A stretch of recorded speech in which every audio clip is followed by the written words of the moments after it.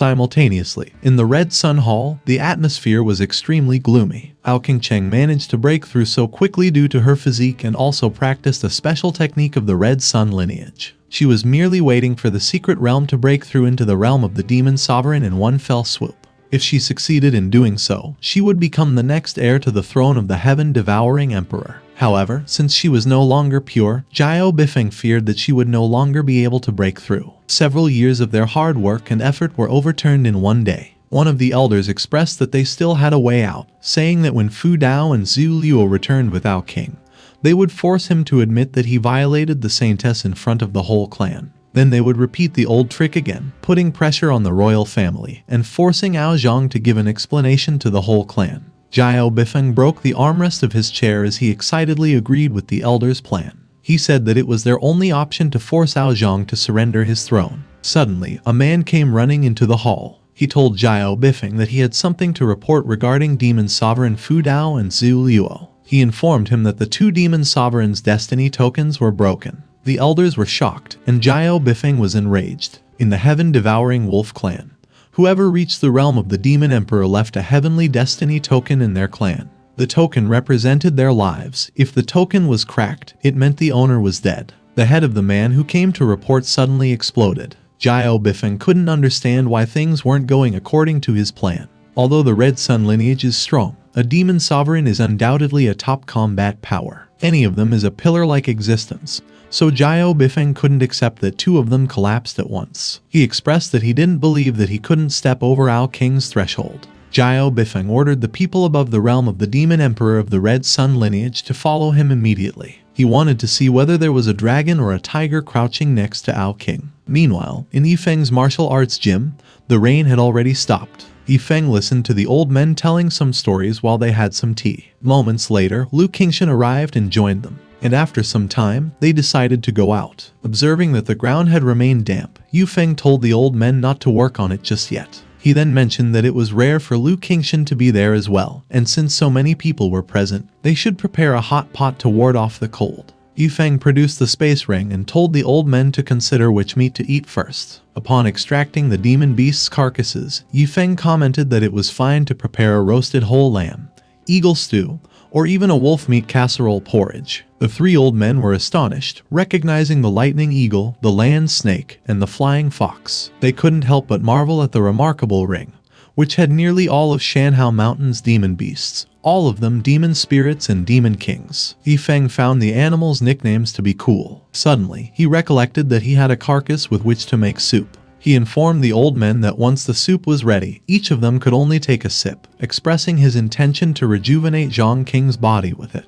The old men's eyes widened in surprise when Yi Feng produced the tortoise, the demon lord Bagu. Being a younger brother who had recently entered the realm of the martial emperor, Lu Qingshan couldn't believe that he could consume the soup of Bagu, who had broken through the realm of the demon emperor many years ago. He was astounded by how casually Yi Feng chose to appropriate an extremely dominant powerhouse in a weakened state. While Lu Qingshan pondered that such a gesture seemed fitting for Yi Feng's status, Yi Feng instructed the old men to choose whatever they preferred, indicating that all those were excellent ingredients. After expressing gratitude to Yi Feng, Wu Yonghong proposed making an eagle soup and roasting and grilling wolf legs. Yi Feng agreed, announcing that he would be the chef, then directing the old men to clean the beasts and wash the vegetables. The old men cleaned the beasts while licking their lips. Meanwhile, in a corner of the martial arts gym, something observed Yi Feng and the old men. It turned out to be Night Breeze, the centipede who had managed to escape the great calamity through cunning and good fortune. Later that day, when the soup began to emit a tantalizing aroma, Yi Feng decided to lift the lid to check if it was done. The moment Yi Feng opened the lid, the smoke blew towards the old men, making them salivate uncontrollably. Upon discovering that the soup was not ordinary food but cultivation, the old men couldn't help but wonder what kind of divine method Yi Feng used. They were certain that their cultivation would surely advance a little even if they only ate a small portion of it, and that in the hands of Yi Feng, it was not an exaggeration to say that the soup was an elixir and a wonderful medicine. Yi Feng teased the old men by asking them why they were drooling. He then told them that they could each bring a small bowl and reminded them that they could only have one sip. The old men wanted to show Yi Feng how grateful they were that he allowed them to have a sip, but they grossed Yi Feng out instead. After taking a closer look at the ladle, Sun Juge and Wu Yonghong were surprised. They realized that it was also a holy treasure. Lu Qingshan patted the two's shoulders. He told them to calm down and not act like they had never seen the world before. Looking at his face, the two old men figured out that it wasn't the first time Lu Qingshan had been in the kitchen, and that he had a very close relationship with Yi Feng. To show their courtesy, the two old men thanked Lu Qingshan for the reminder. Lu Qingshan welcomed the old men's thanks and then told them they just had to get used to it. Lu Qingshan thought to himself that even if they had much higher cultivation, the old men should be polite to him since he got to know Yi Feng first. When Yi Feng asked them if they wanted the soup or not, the old men immediately stopped idling about and took a bowl for themselves. When everyone had their share of soup, they drank it together at the same time. After drinking the soup, Wu Yonghong started screaming. His cultivation base was steadily rising from his danshan, and he thought that if it continued, he would break through to the realm of martial celestial. Yi Feng scolded Wu Yonghong. He told him that he was disturbing Zhang Qing's rest and that if he was going to be noisy, he should go away. Wu Yonghong asked Yi Feng's forgiveness while lifting his butt, and because of it, Yi Feng scolded him once again. Not wanting to get scolded either, Sun Juge, Chu Shiquang, and Lu Qingshan went out as well. Lu Desheng laughed at the sight of the old men running. He said that when they all left, it would be his time to show off in front of Yi Feng. The only person in the room who didn't get the soup was positive that a doer like him was the one who'd have the last laugh. Lu Desheng resolved to empty every bucket of dung, and until then, he would never go to Yi Feng to make trouble. He expressed that he was no longer the Lu Desheng that he used to be. The old men didn't want to make Yi Feng wait for a long time, so Lu Qingshan offered the three a place in his Qingshan sect where there's a formation that can adjust the speed for a short time, allowing them to quickly break through. Simultaneously, in the martial arts gym, thinking that the old men went out because their stomachs hurt, Yi Feng wondered if there was something wrong with his soup. Seemingly afraid that his stomach would hurt as well, Yi Feng gave the soup to Ao King.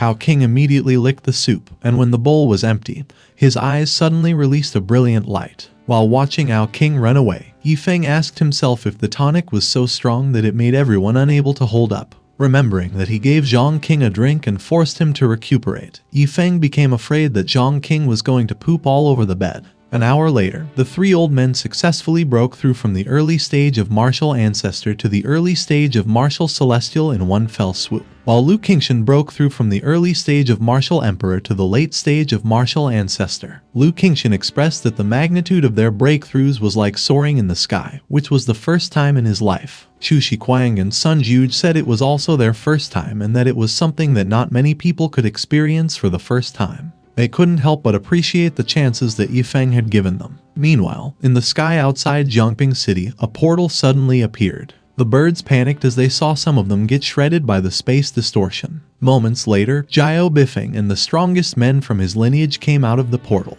Jiao Bifeng announced that one step further, and they would fight to win or die. At the same time, inside Zhang King's room, after checking the sheets, Yi Feng felt fortunate that there was no poop. Later that day, in the martial arts gym, Lu Desheng stared at something with a jealous look on his face. He couldn't understand how the four old men broke through to that point after going out. Lu Desheng was afraid that in the territory of Jiangping, except for Yi Feng, the four old men were already the strongest and at the pinnacle.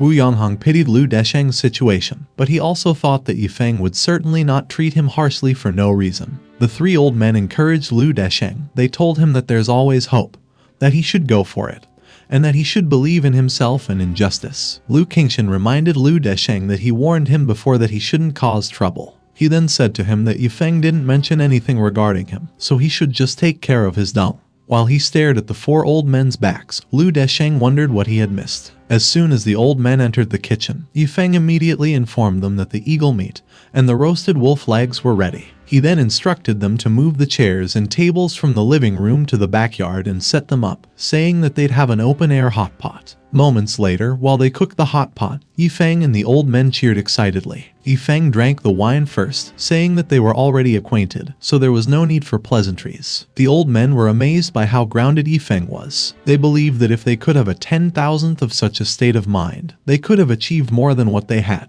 At the same time, in Jiangping City, the people in the streets stared at the sky, watching the members of the Red Sun Lineage fly in droves. Feeling the clearly targeted momentum and extremely murderous intent, the people wondered which Taoist sect was about to be cleansed. While they were on their way, one of Jiao Beifeng's men informed him that, according to the tracker that King Cheng placed on Ao King's body before, Ao King was not in the martial arts gym. Jiao Beifeng expressed that Ao King was nothing and could just be ignored. He said that the reason why Ao King had been able to jump his toes so far was because of the martial arts gym, so it's not too late to capture Ao King after solving the martial arts gym first. While Yi Feng was saying that the hot pot meal had a lot more flavor because of the little breeze blowing, the old men noticed the arrival of the Red Sun Lineage. The old men communicated with each other. Chu Shiquang wanted to know how Yi Feng had wanted to deal with those people, but Wu Yonghong expressed that he didn't know as well and that it shouldn't be their turn to interfere. Seemingly unaware of the enemy, Lu Qingshan just focused on eating and told Yi Feng that they were blessed to have meat with him. Jiao Beifeng wondered if the people in the martial arts gym had really not noticed them. He thought that if they could get rid of Fu Dao and Zhu Luo, they should have noticed. Jiao Beifeng ordered his men to spread out in the wolf formation and stood by, instructing them that when he gave the order, they would attack together. He then pointed out to them that they should make sure to deal a fatal blow to the people in the martial arts gym. The members of the Red Sun Lineage acknowledged Jiao Beifeng's words and immediately prepared their strongest attack. Jiao Beifeng was confident that with such a strong lineup, everyone, including the people who he thought had half-stepped into the realm of martial celestial, wouldn't be able to resist. He expressed that the people in the martial arts gym would die for sure and would be buried with Fu Dao and Zhu Luo. Jiao Beifeng was halfway through telling his men to attack when the three old men stared at him while releasing their auras. As he finished his signal to attack, he couldn't help but curse. He couldn't believe that there were martial celestials among those people and that there were actually 3 of them in total. Jiao Beifeng then realized that there was also a martial ancestor whose strength was on par with his. He immediately ordered his men to retreat, but the members of the Red Sun Lineage failed to comprehend what Jiao Beifeng said. As they prepared their attack, they said that the people in the martial arts gym, together with the place where they lived, should take the gift of death from the Red Sun Lineage. Suddenly, they realized that Jiao Beifeng had actually told them to retreat. Jiao Beifeng yelled at his men, telling them not to be dazed and to quickly retreat. The members of the Red Sun Lineage couldn't believe that Jiao Beifeng told them to retreat when their power had already been initiated. Blood spurted out of their mouths as they failed to retract their powers. The blood of the members of the Red Sun Lineage rained down from the dark cloud in the sky, and coincidentally, a drop splattered on Yi Feng's cheek. He simply wiped it off his face as he told the old men not to let the rain spoil the fun, saying that they should just eat, drink, and be happy. Sun Zhuge laughed and then expressed that Yi Feng was in charge and that they did not dare to disobey. The old men thought to themselves that since Yi Feng had said so, they wouldn't dare overstep their authority to go after those wild dogs. Some time later, outside Zhongping City, Jiao Beifeng's men asked him what had happened. They all suffered a backlash, and they could have lost their lives, so they couldn't help but question Jiao Beifeng about why he had ordered them to retreat at the last moment. Jiao Beifeng snorted and then told his men that they were really ignorant about the depth of the situation. He informed them that although he couldn't see the depth of the first person, he could tell that among the 5 people, one was a martial ancestor who was on par with him, while the other 3 were martial celestials. Jiao Beifeng said that if they fought, their Red Sun Lineage would have gone extinct that day. He then told everyone that although they could only stay away from the martial arts gym, as long as they bypassed it and took Ao King back, their goal would be accomplished. One of Jiao Beifeng's men praised him for his clever plan. The man then said that according to King Cheng's tracker, Ao King's approximate location at that moment was in the 100,000 mountains outside the Shanhao mountain range. Jiao Beifeng felt great knowing that Ao King was far from the gym. Even though everyone from the Red Sun Lineage had hit a wall when attacking the martial arts gym, they still had absolute confidence in Ao King's official crusade. After all, it should be impossible for a lineup that gathered the top combat power of the Red Sun Lineage to not capture a waste like Ao King. Later that day, when they arrived at the 100,000 mountains, everyone exclaimed after noticing that there was a certain kind of pressure in the mountain. Jiao Beifeng was wondering who had been breaking through into the realm of the demon celestial in that mountain when one of his men asked him if they should advance or retreat. Jiao Beifeng thought for a moment. He was in the demon sovereign realm of perfection. Although he was one step closer to the demon celestial, the step was still like a chasm. In front of a true demon celestial, he simply didn't have the slightest fighting ability. Knowing that it was a boundary that he should not cross, Jiao Beifeng told his men that they would wait for the expert to break through first, saying that it wasn't too late to go to the mountains to capture Ao King. After a night of surging undercurrents, the moment the unknown expert breaks through the demon celestial realm successfully, the powerful demon celestial's aura instantly spreads through the entire mountain. Jiao Beifeng immediately orders the man next to him to check if Ao King was still in the mountain. The man wastes no time and quickly sniffs Ao King's underpants. Seconds later, he informs Yi Feng that Ao King was in the valley ahead of them. Yi Feng tells the man to lead the way, pointing out that he should make sure to find and take Ao King in the shortest possible time. He then declares the start of their hunt. Led by the man with the strongest sense of smell, they fly towards where Ao King was. The moment he sees Ao King, Yi Feng expresses that he didn't expect that they would meet again like that. When Ao King doesn't respond, Yi Feng laughs, thinking that Ao King was pretending to not be scared in front of him. He orders his men to break Ao King's arms and legs and to leave him one breath to go back and convict. Yi Feng starts a countdown from 3. Meanwhile, in the martial arts gym, Yi Feng chooses 3 knots, while Lu Qingshan chooses 5 chiefs. They play a game related to wine culture, and Lu Qingshan loses to Yi Feng. After expressing his frustration, Lu Qingshan tells everyone that he'll tell them a big story. He says that back in the day, he was young and wild, and he would flirt with any girl. Although he was confident that everyone loved him, he didn't care about them because he liked the QE of Yihang Academy. While the old men were telling Lu Qingshan to stop bragging, Yi Feng thought to himself that Lu Qingshan had just drunk a little wine but had already drifted away. Lu Qingshan clarifies to the old men that he wasn't bragging, telling them that there was a time when all 36 girls in Yihang House were on, and he managed to get through the night. The old men were shocked. They urged Lu Qingshan to tell them the story. On that night, the leader of the Qingshan sect, from the beginning to the end, from the top of the head to the toes, from the perspective to the details, under the coaxing of everyone, speaks about his youthful spring dream. Lu Qingshan says that he still loves QE the most, but QE told him that she loved her son. However, because of his love for her, whenever he sees her face, his heart bounces, and he throws away his father's private money for her. Chu Shiquang expressed that he didn't like that Lu Qingshan's stories were all about women. After saying that he was different and that he cultivated martial arts skills every day, Chu Shiquang told everyone that he was going to tell them a story about his cultivation. The old men stopped Chu Shiquang, saying that they all had stories about cultivating martial arts. Wu Yanghang wondered if Chu Shiquang was an ignorant fool who didn't like men.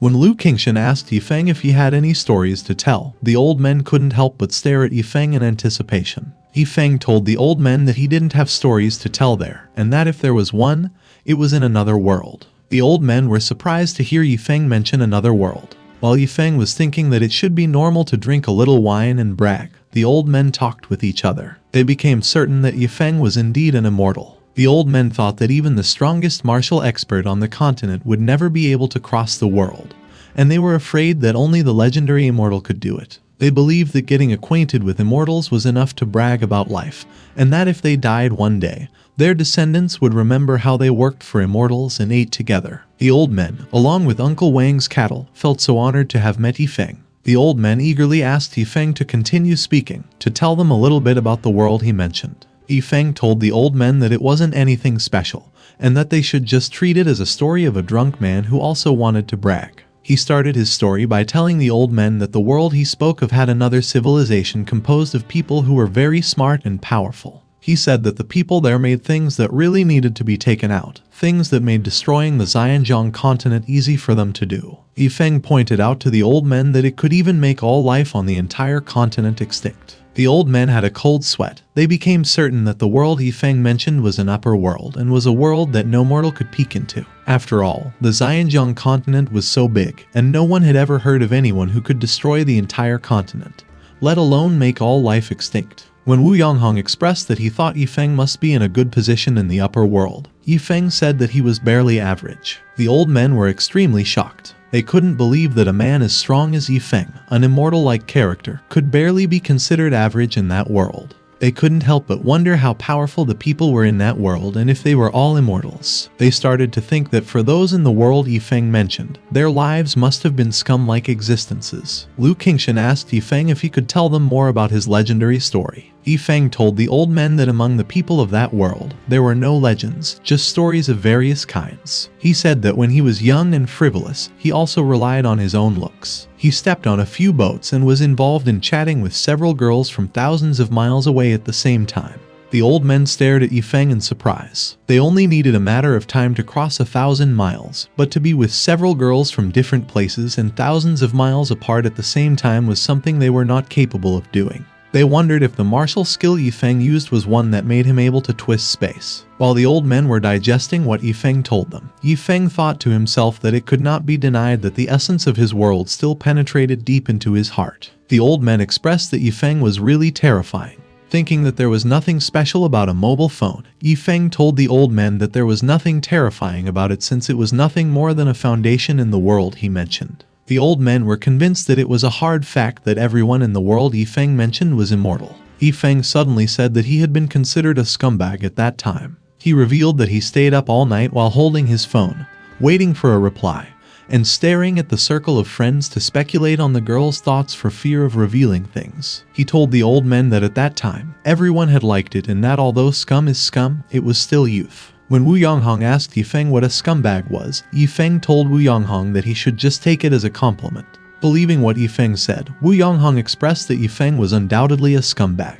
Realizing that he had lifted a stone and hit himself in the foot, Yi Feng couldn't help but cry. Meanwhile, the skeleton that chased butterflies heard the word scumbag. Its eye socket suddenly released a brilliant light. For a long time, it searched for an adjective that perfectly matched its temperament, and it finally found it. Hearing the word scumbag brought out the deepest emotions in its soul, giving it a sense of identity. It didn't know if it was chosen by the word or if it chose the word itself, but it thought that from that moment on, in the name of scumbag, it and the word would accomplish each other. At that moment, in the 100,000 mountains, Jiao Bifeng ordered his men to attack Ao King. He was confident that this time around, there would be no surprises. Ao King opened his eyes and then stared at Jiao Bifeng menacingly while releasing his aura. Seemingly feeling that something was amiss, Jiao Bifeng observed Ao King. He cursed, and his eyes bulged as he discovered something that surprised him. After confirming that what he was sensing was the aura of a demon celestial, Jiao Bifeng couldn't help but wonder how Ao King had suddenly become a demon celestial. He clenched his teeth and then commanded his men to retreat. The experts from the Red Sun Lineage were taken aback. They had already formed their attacks, so they couldn't accept being told to retreat again.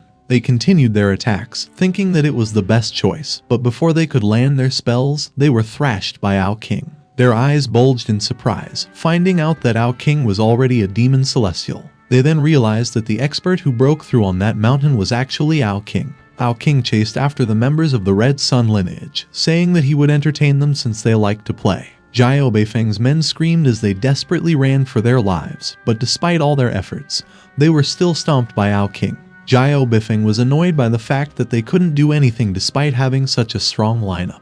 He was surprised by what had happened in the martial arts gym, but he couldn't believe that the bigger surprise was Ao King. Jiao Bifeng stared at Ao King, who was baring his fangs at him. He was certain that Ao King was a waste, so he couldn't understand how he had suddenly become a demon celestial. While he was staring blankly at Ao King, Jiao Bifeng couldn't help but feel gloomy as he was reminded how unfair the world really is. Unable to find an answer to how Ao King managed to dramatically increase his strength, the old dog could only laugh awkwardly. Jiao Bifeng never imagined that the trash, who was once expelled from the clan, would break through the demon celestial in one fell swoop. Ao King suddenly raised his paw. Jiao Bifeng was horrified as he fixed his gaze on the enormous paw formed by Ao King's energy. The enormous paw slammed into the ground, causing the trees to be cut and thrown away like toys. Jiao Bifeng started sweating heavily. He couldn't help but curse when he saw that almost all of his demon sovereigns had died. Only 2 demon sovereigns were lucky enough to escape death. Seeing that Ao King was slowly walking towards them, Jiao Bifeng secretly took out a scroll. Ao King exclaimed. He seemed to have noticed that Jiao Bifeng was planning something.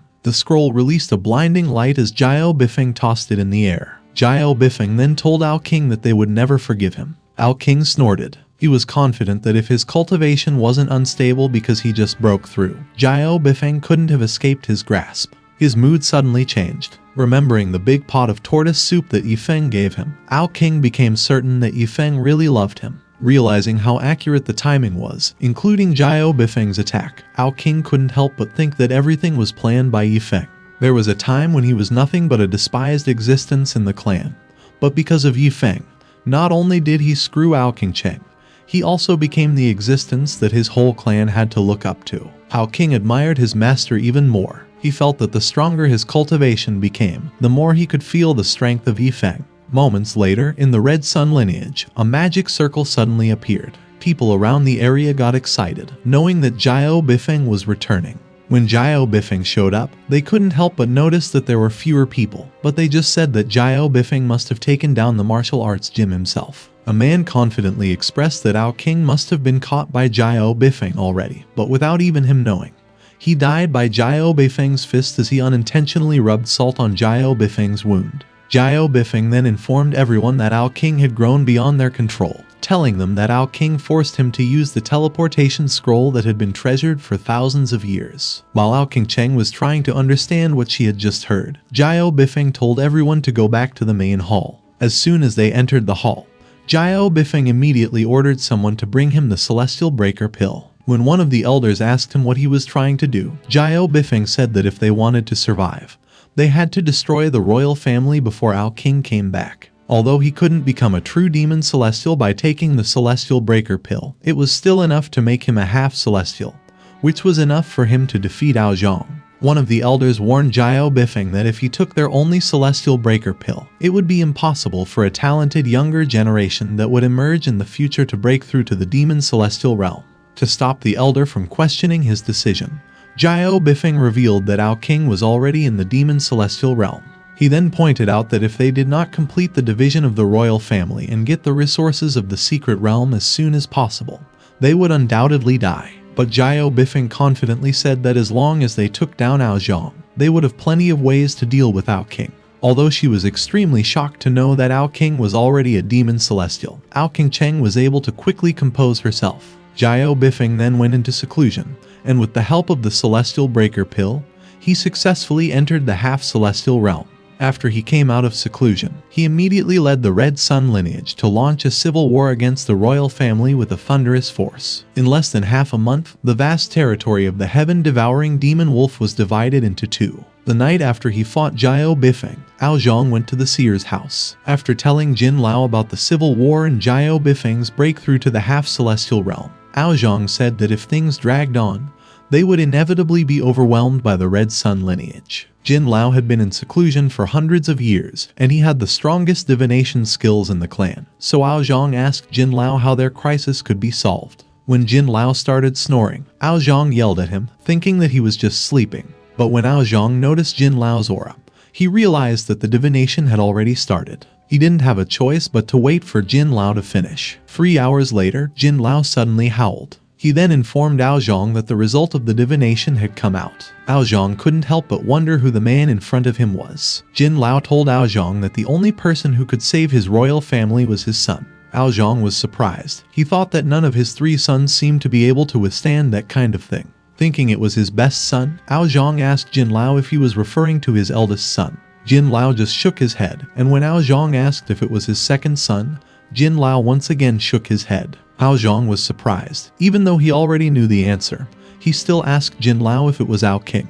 When Jin Lao hummed in affirmation, Zhang clenched his teeth. He didn't believe that his most incompetent son would be the savior of the heaven-devouring demon wolf clan. Jin Lao was surprised when Zhang suddenly moved closer to him. He couldn't help but howl in pain as Zhang's fist sank into his face. When Jin Lao asked him what he was doing, Zhang expressed that he wasn't a fool to believe that his most useless son, King, was the savior. Jin Lao wanted to explain, but Zhang just ignored him. Zhang said that although King screwed King Cheng and destroyed the conspiracy of the Red Sun Lineage, he was still not capable of solving their desperate situation. After saying that Jin Lao was no different from his old, dim-witted father, who was a cudgel, Zhang ordered somebody to take Jin Lao down and put him in prison. Jin Lao told Zhang that if he didn't believe him, he would harm the entire royal family and become a sinner of the heaven-devouring demon wolf clan. He then said that one day, Zhang would regret it and would come back to him and apologize. Zhang confidently said to Jin Lao that if the day he spoke of really came, he would write his name backwards. When the guards had already taken out Jin Lao, Yun told Zhang that even if he didn't believe in Jin Lao's words, King, who had royal blood in his veins, should still come back to face the situation together with them. Unable to refute Yun's words, Zhang agreed and just handled the matter to him. The next day, in Yi Feng's martial arts gym, Yi Feng was writing calligraphy. Among the 4 tasks, guitar, chess, calligraphy, and painting, he still had calligraphy and chess left. But he was confident that he was good at both, so he thought it wouldn't be a problem and that he'd be able to complete the task soon. Suddenly, hearing the ding sound that signified that there was a new system task, Yi Feng couldn't help but turn pale. He turned around and pouted at the system. After asking Yi Feng if he always welcomed people with such expressions, the system bragged that if he was used by anyone else, he would be treated like a dad. He then told Yi Feng that he could just think of him as a digital AI. Yi Feng just said that, to him, the system was nothing more than a fart. Ignoring the insults, the system informed Yi Feng that his task was to elevate the skills of culinary, wine, tea, and sculpture on par with gods. The reward was a halo, and the penalty was the confiscation of the martial arts gym. Hearing Yi Feng express his dissatisfaction, the system advised Yi Feng to let go of his prejudices and feel the deity's love for him with all his heart. Yi Feng got so angry that he punched the system to make it leave. The system simply dissipated while telling Yi Feng to do his best. From the beginning, the system promised to make him a peerless expert as a reward, but he got a broken skull as a gift instead. From that alone, Yi Feng could see the system's bad taste. He expressed that a halo didn't sound even remotely appealing. However, it was clear from his expression that he was curious and excited. Later that day, after saying that everything could be solved with packs, if not a pack of spicy strips, Yi Feng called Ao King. He tossed a piece of spicy strip towards Ao King and then told him to taste it. Ao King was so excited that his saliva dripped from his mouth while he ate the strip. After eating the strip, Ao King was in disbelief, feeling that his unstable cultivation suddenly became stable. He also felt like he could fight with the expert in the middle stage of the demon celestial realm for a short time, making him wonder if the strip had the effect of improving strength for a short time. Yi Feng was also surprised by the spicy strip. He thought that it was worthy of being a Chinese god-level snack, a culinary masterpiece of art dancing on the tip of the tongue. Yi Feng decided to use his cooking skills to spread it all over the continent. Suddenly, someone arrived in front of the martial arts gym's door, asking if anyone was inside. Ao King exclaimed, seemingly familiar with the voice. As soon as he opened the door, Yi Feng asked the old man who he was. Before Ao Yun could answer, Ao King immediately told him he should hurry up and leave, saying that the gym was not a place for him to come and that he'd just see him outside the city. Heeded Ao King's words, Ao Yun left, stating that he was in the wrong place. When Yi Feng told him not to dangle around and to go and do his own thing, Ao King thought that Yi Feng knew about his relationship with Ao Yun. Moments later, outside Jiangping City, Ao King met with Ao Yun. Ao Yun was the only person in the clan who never looked down on Ao King and still called him in that kind of affectionate tone. Ao King asked Ao Yun why he was there. Ao Yun told Ao King that their clan was in big trouble. After informing him that Jiao Bifeng led the Red Sun Lineage to rebel against the royal family, and that their royal family would soon be defeated, Ao Yun asked Ao King to come back home with him. Ao King said to Ao Yun that their clan was no longer his home, pointing out that the martial arts gym was the only place he called home. In an attempt to relieve Ao King's anger, Ao Yun shared with Ao King how impressed Ao Zhong was when he learned that Ao King had ruined Ao King Cheng. He then told him that he was welcome to their clan and that he didn't have to live in a crappy martial arts gym any longer. Enraged, Ao King ordered Ao Yun to shut up. He warned him that if he dared to say one more word against the martial arts gym, he would die. Ao Yun immediately admitted his mistake as he noticed Ao King's cultivation base. Ao King withdrew his aura. He nonchalantly said that him being a demon celestial was no big deal. As if to let Ao King know that he was strong, Ao Yun told Ao King that he was already the strongest person in their whole clan. Ao King explained to Ao Yun that, while following his master, his state of mind had been unconsciously raised to several levels, allowing him to realize that a demon celestial was not really that strong. Ao Yun finally understood why Jin Lao said that Ao King was the savior of the royal family. He asked Ao King to come with him, saying that as long as Ao King made a move, the Red Sun lineage would fall apart. Ao King glared at Ao Yun, reminding him that he had already said that he wasn't going back. But Ao Yun still insisted. He expressed that he knew that Ao King had a good heart and still cared about their clan. He then said that Ao King was different from the wolves in their clan, and that Ao King couldn't let go of his home, especially his mother. Despite what Ao Yun said, Ao King still didn't plan on coming back. However, he told Ao Yun that he would get something from Yi Feng to help his family get through the disaster. Later that day, in the martial arts gym's kitchen, when Yi Feng noticed Ao King's gaze, he thought to himself that Ao King seemed to have liked the spicy strips, so he wanted more. Thinking that it couldn't be helped, he tossed some towards Ao King. When Ao King had just come out of the kitchen, he heard Yi Feng say that the spicy strips had to be packed in a bag so that their effectiveness wouldn't decrease when eaten. Moments later, Ao Yun stared at the spicy strips in his palm as he asked Ao King what they were. Ao King didn't answer. He just told Ao Yun to tell Ao Zhong to take 2 spicy strips when push came to shove. Yun ate a strip, wondering if it could really turn the royal family's defeat into victory. After finishing one, he suddenly imagined Zhang telling him that when he was sad, he could always take out spicy strips to comfort himself. Yun couldn't help but immerse himself in the wonderful feeling of being nourished. Soon after, he broke through from the realm of a demon spirit to a demon king. Seeing that Yun was extremely shocked, King told him that he shouldn't be too surprised because it's just Yi Feng's little trick. He then instructed him to put the spicy strips in a bag, saying that Yi Feng said that it was to keep their effectiveness intact. Yun quickly acknowledged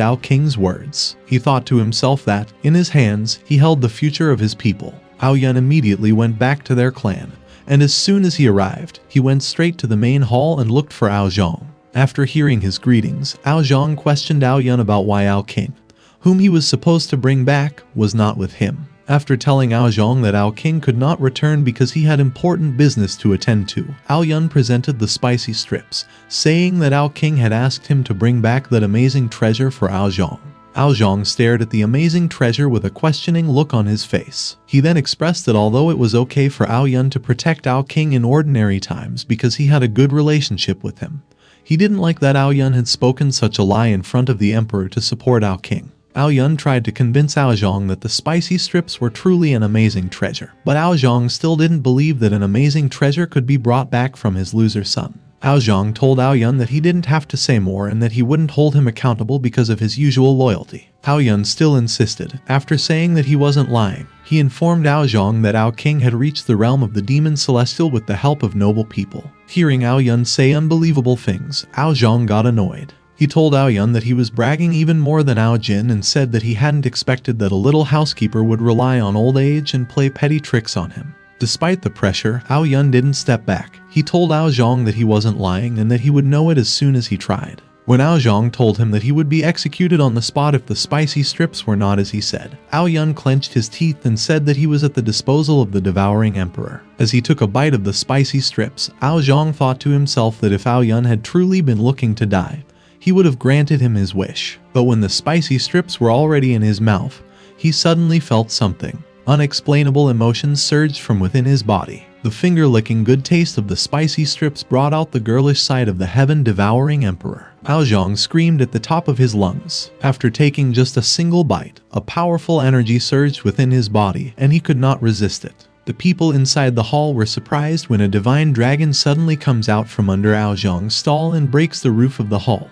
When Zhang looked for his wife, Yun immediately informs him that Yun Wangking was in the queen's chamber. Without saying a word, Zhang quickly flies out of the hall. Zhang was in such a hurry that he just directly breaks through the queen's chamber. Yun Wangking was extremely surprised. She couldn't help but ask Zhang what was going on. Zhang didn't bother to explain. He tells Yun Wangking not to ask too many questions and to just lie down. Through the middle of the night, the entire heaven-devouring palace became restless. In addition to the soaring aura of the devouring emperor, the sound of walls collapsing was also heard inside the queen's chamber from time to time. After a long time, everything subsided. The spicy strips actually helped Zhang break through to the half-demon celestial realm and even topped the demon celestial's combat power at that moment. He expresses that he couldn't believe that King found that heavenly treasure and broke through the demon celestial before him. Zhang wonders how powerful the expert must be to give his wasteful son such a treasure, and what kind of skill is needed to produce such superb food. Suddenly feeling like he'd forgotten something important, he looks behind him, and when he sees the state his wife was in, he immediately calls for help. Later that night, the clan's doctor reported to Zhang that Yun Wangking is fine and that she just needs to recuperate and replenish for a few days. After making sure that his wife was fine, Zhang looks for Yun. The people of the royal family were glad to see that Zhang broke through. They believed that with it, the royal family would be saved. Not long after Zhang looked for him, Yun entered the hall and then offered Zhang the rest of the spicy strips. When Zhang praised him for doing a great job, Yun said that he doesn't deserve such praise because everything is the work of King. Suddenly, a man enters the hall and reports to Zhang that the Red Sun Lineage was coming.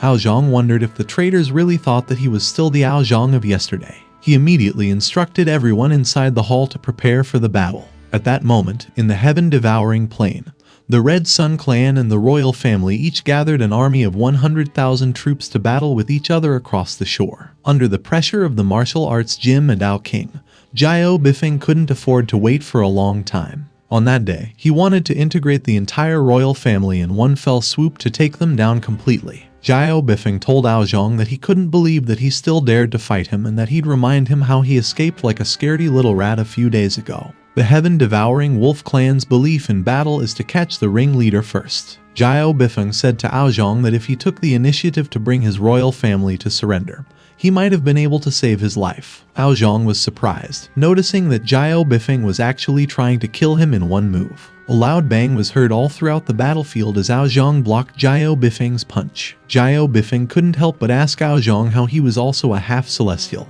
Aozhong said that if Jiao Bifeng could break through, he could also break through. Ever since they were kids, Aozhong and Jiao Bifeng had never been willing to lag behind each other. But in a pack of wolves, there couldn't be two leading wolves. Aozhong bragged that from the moment he and Jiao Bifeng were born, it was decided that he would be the king and Jiao Bifeng would be the servant. He told Jiao Bifeng that on that day, he wouldn't be able to stop him and would be buried there instead. Jiao Bifeng clenched his teeth and took out a small box. Aozhong's eyes widened when he saw the box. He realized that inside was a berserker pill. He couldn't believe that Jiao Bifeng was willing to go so far as to use the foundation of the Red Sun Lineage. Aozhong asked Jiao Bifeng if he knew that even if he took the pill and won the fight, he would still have to pay half of his lifespan as a price. Jiao Bifeng expressed that as long as he could let the Red Sun Lineage unify the clan, he would not hesitate to die. He said that since Aozhong also already broke through the half-demon celestial, if he didn't kill Aozhong that day and take over the royal of the clan while he still had the breath, when Ao King returned, his Red Sun lineage would perish. Jiao Bifeng believed that he was already at the end of the rope.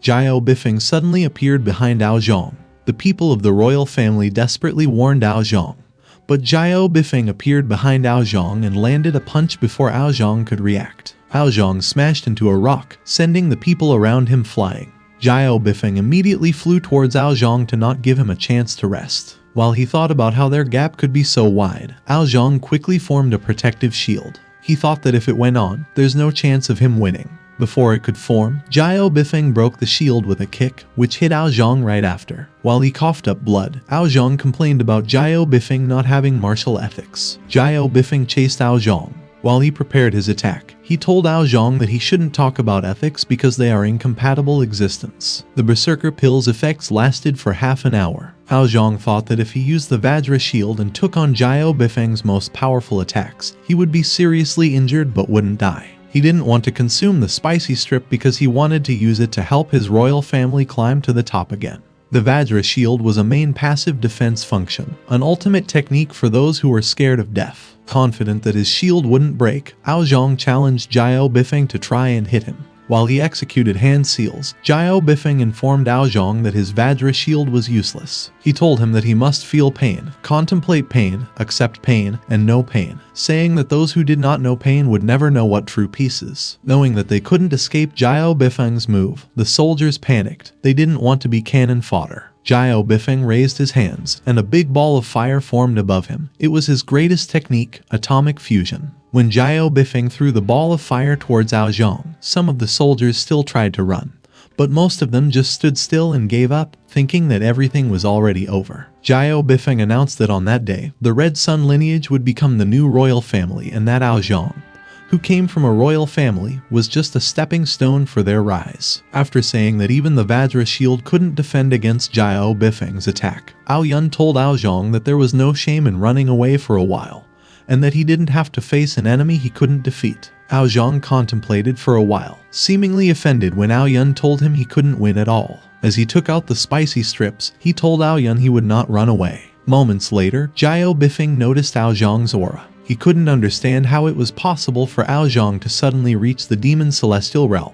The heavenly berserk pill cost him half of his lifespan to allow him to briefly climb to the realm close to the demon celestial, so Jiao Bifeng couldn't help but ask Aozhong what kind of treasure he had that made him a demon celestial directly. Aozhong just teasingly said he had hot, spicy, yum. He then told Jiao Bifeng that it tasted so good. Jiao Bifeng repeatedly expressed that what he was seeing should have been impossible. After saying that nothing was impossible, Aozhong told Jiao Bifeng that on that day, he would die. Aozhong then nonchalantly fired a beam of energy which disintegrated the ball of fire and hit Jiao Bifeng right afterward. In his last dying breath, Yi Feng asked Zhang to state what exactly he ate. Zhang was kind enough to inform Yi Feng that what he ate had been the heavenly item King asked for him from an extremely powerful expert, spicy strips. Yi Feng screamed out his disbelief until he completely disappeared. Yi Feng's troops stared at the sky where Yi Feng had been, but they saw nothing, not even his ashes. They immediately asked Zhang to have mercy, saying that they would surrender and that they wanted to serve Zhang for eternity. Zhang expressed that only a smart and capable person who recognized the trends of the times could be a hero.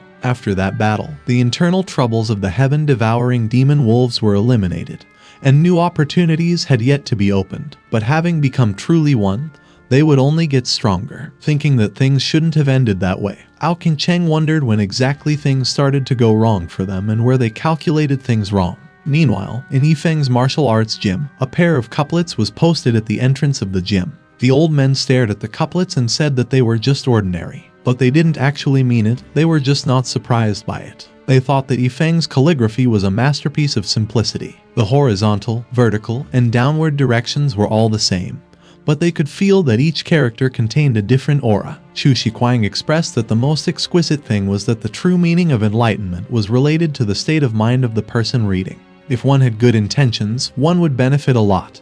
But if there were evil intentions, one would go crazy. Chu Shiquang then said that his mom didn't have to worry about his studies anymore. Hearing what they had just said, Yi Feng told the old men that if they liked it that much, he would write some for them. After completing that pair of couplets, Yi Feng's calligraphy was finally on par with God's. The old men declined Yi Feng's offer, saying that Yi Feng had already given them more than 10 copies, one after another, and that they wouldn't be able to read more because the work in the field had not finished yet. The truth is that the great Tao contained in Yi Feng's calligraphy and painting was so profound that the old men actually hadn't even comprehended the first verse yet. They were afraid that if Yi Feng gave them more, it would just backfire on them. When Yi Feng told them that he wouldn't force them because he understood that they had limited energy, the old men thought that they had been seen through. Zhang King suddenly came looking for Yi Feng. He told him that he was already well and that he could also help with the work in the field. After telling him that their martial arts gym had not received disciples so far and was missing a signboard, Yi Feng asked Zhang King to come with him, saying that he'd make Zhang King a super extraordinary martial arts warrior. The old men were jealous, they wanted to be caressed and be extraordinary too.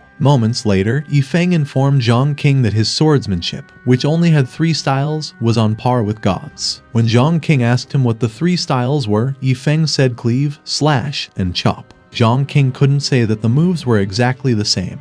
He could only say that there was no difference. Yi Feng told Zhang King that he had to remember that all the changes were in the same 3 styles and that as long as he practiced those 3 styles, he would be able to swing the sword freely in his hands. Yi Feng said that if Zhang King was fast enough, his opponent wouldn't be able to recognize his moves because, in their opinion, Zhang King would be using the same trick. Having realized the secret behind the moves, Zhang King expressed that Yi Feng must have been the world's fastest, and he would strive to be the world's second fastest. Although he thought that it sounded weird, Yi Feng told Zhang King that he was sure that he could do it. Suddenly, a group of women came. They seemed to want to ask Yi Feng something. The familiar face and voice made Yi Feng realize that the woman in front was the woman from Yihang Academy. After asking her if they had come to fight the landlord with him, Yi Feng said that he would have been happy to accompany them if it hadn't been for the fact that the woman's money was disappearing every day like a ghost. Irritated, the woman told Yi Feng that they had come to collect the bill. She informed him that his martial arts gym's skull grade 8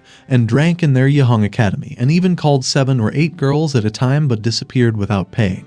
Not knowing who the Great Skull was, Yi Feng asked the women if they just made a mistake. The women said that there was no mistaking it because Skull Great mentioned Yi Feng's name himself, and they couldn't forget because when he introduced himself, Skull Great said that his surname was Skull. He could do great things, so he was called Skull Great. While he wondered why those beautiful women had quarreled so hard that it looked like they were about to have nosebleeds, Zhang King said to them that there really was no such person in their martial arts gym. As if to prove that they were telling the truth, Yi Feng told the women that children didn't know how to lie. The women expressed that they thought Yi Feng was trying to renege on his debt. They then asked him if he thought it was easy for them to do business there and if he really thought that he could just go after doing all those things and call beautiful women without spending money. Yi Feng and Zhang King were extremely surprised. He quickly explained that their martial arts gym was decent, so there could be no such person in there. The people from the Yihang Academy pointed at the figure that had just appeared beside Yi Feng, and said that it was the skull grate. When Yi Feng turned his head, the skeleton had already run far away. While he cursed it, Yi Feng stared at the skeleton so dangerously that he made Zhang King flinch. Yi Feng became so irritated, realizing that the skull crest was his broken bone enemy.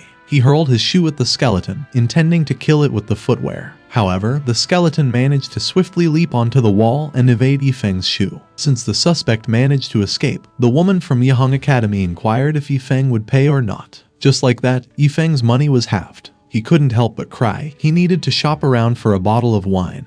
But most of the money he had saved was wasted by the skeleton. When Yi Feng searched for his shoe, a pair of eyes glowed inside the wall that the shoe had broken. The night breeze gasped heavily, nearly having a heart attack. He thought he could escape from the space ring, but he didn't anticipate that the martial arts gym was filled with terrifying martial intent. Apart from surviving in the cracks, he was forced to watch various high-level group battles from a distance. Night Breeze hoped that the people in the martial arts gym would pity his legs, which had been almost scared to death. However, he just realized that this is where the opportunity would arise. The shoe actually contained a self-contained space inside, which served as the perfect shield to isolate the fluctuation of martial intent in the gym. Night Breeze entered the shoe, believing that if he lived well, he would live until he was 99. After a stick of incense, the skeleton screamed at the top of its bones. While it was being whipped mercilessly, Yi Feng asked the skeleton if it would cause trouble again. The old men couldn't believe that such a terrifying being was being beaten up so severely by Yi Feng. Seeing that a being with godlike powers was completely unable to dodge Yi Feng's whips, they became certain that Yi Feng was truly invincible. Sun Juge expressed his admiration for the skeleton's power and spirit of not being afraid to die. Suddenly, an unusual phenomenon occurred in the sky. An aura rippled and spread to faraway places. When Chu Shiquang mentioned that either a tomb of the expert had appeared or some great treasure had been born, Sun Juge asked what they should do. When Wu Yanghang told the two that there was no need for them to go since they were already following Yi Feng, the two expressed that there might be great benefits they could miss. Wu Yanghang couldn't help but groan in irritation. He said to the two that, at that point, the man carrying dung looked even smarter than them. After asking them what treasure there was in the world that could be compared with those of Yi Feng, and if they remembered Yi Feng's big chess game, Wu Yanghang told the two that the storm clouds were surging, but what they should pay more attention to was not a little teeny profit, but the attitude of Yi Feng. At the same time, in the Blowing Snow Mountain sect, a man said that under the haze, the martial saint's tomb was out, and that for the once-in-a-millennium encounter, their young master Diwu Changkong had decided to go out in person. He then ordered Diwu Changkong's fans to make way. The group of girls told Diwu Changkong to fly with confidence in the sky, saying that they would always be with him. Meanwhile, in the Heavenly Sword sect, when a disciple expressed his disbelief that their sect master decided to send a newly promoted female disciple to go, another disciple said that it's only natural since Peng Zioner was the most talented disciple of their sect. In the Wind Cloud Valley, there were also movements. A woman asked a man she called Uncle Lin how the preparations were. Uncle Lin informed the woman that they had already notified the Qingshan sect, and that he believed they would receive a reply the next day. The woman that Uncle Lin was bowing to was actually the Holy Maiden. The vision of heaven and earth lasted for 3 days. In the Qingshan sect, Lu Qingshan sat at the top, frowning while listening to Zhu Yun's report. Zhu Yun reported to Lu Qingshan that under the haze of light was the tomb of a martial saint named Jiang Yu, who lived 10,000 years ago. She then said that at that point in time, numerous forces had already arrived in Nanxia one after another, and in Jiangping City, a martial master could be found every 10 steps. Zhu Yun informed Lu Qingshan that among those they needed to be more vigilant with were the young master of Blowing Snow Mountain sect, Diwu Changkong, the Holy Maiden of Wind and Cloud Valley, Yun Zion Wang, and the Heavenly Sword sect's newest genius disciple, Peng Zioner. She also informed Lu Qingshan that Yun Zion Wang sent a letter saying that because it was very convenient for a local sect like the Qingshan sect to act, they would like them to cooperate with the Wind and Cloud Valley in exchange for 20% of what they could get from the tomb. Lu Qingshan expressed that the treasures inside the tomb of a martial saint were enough to turn Jiangping City into a maelstrom.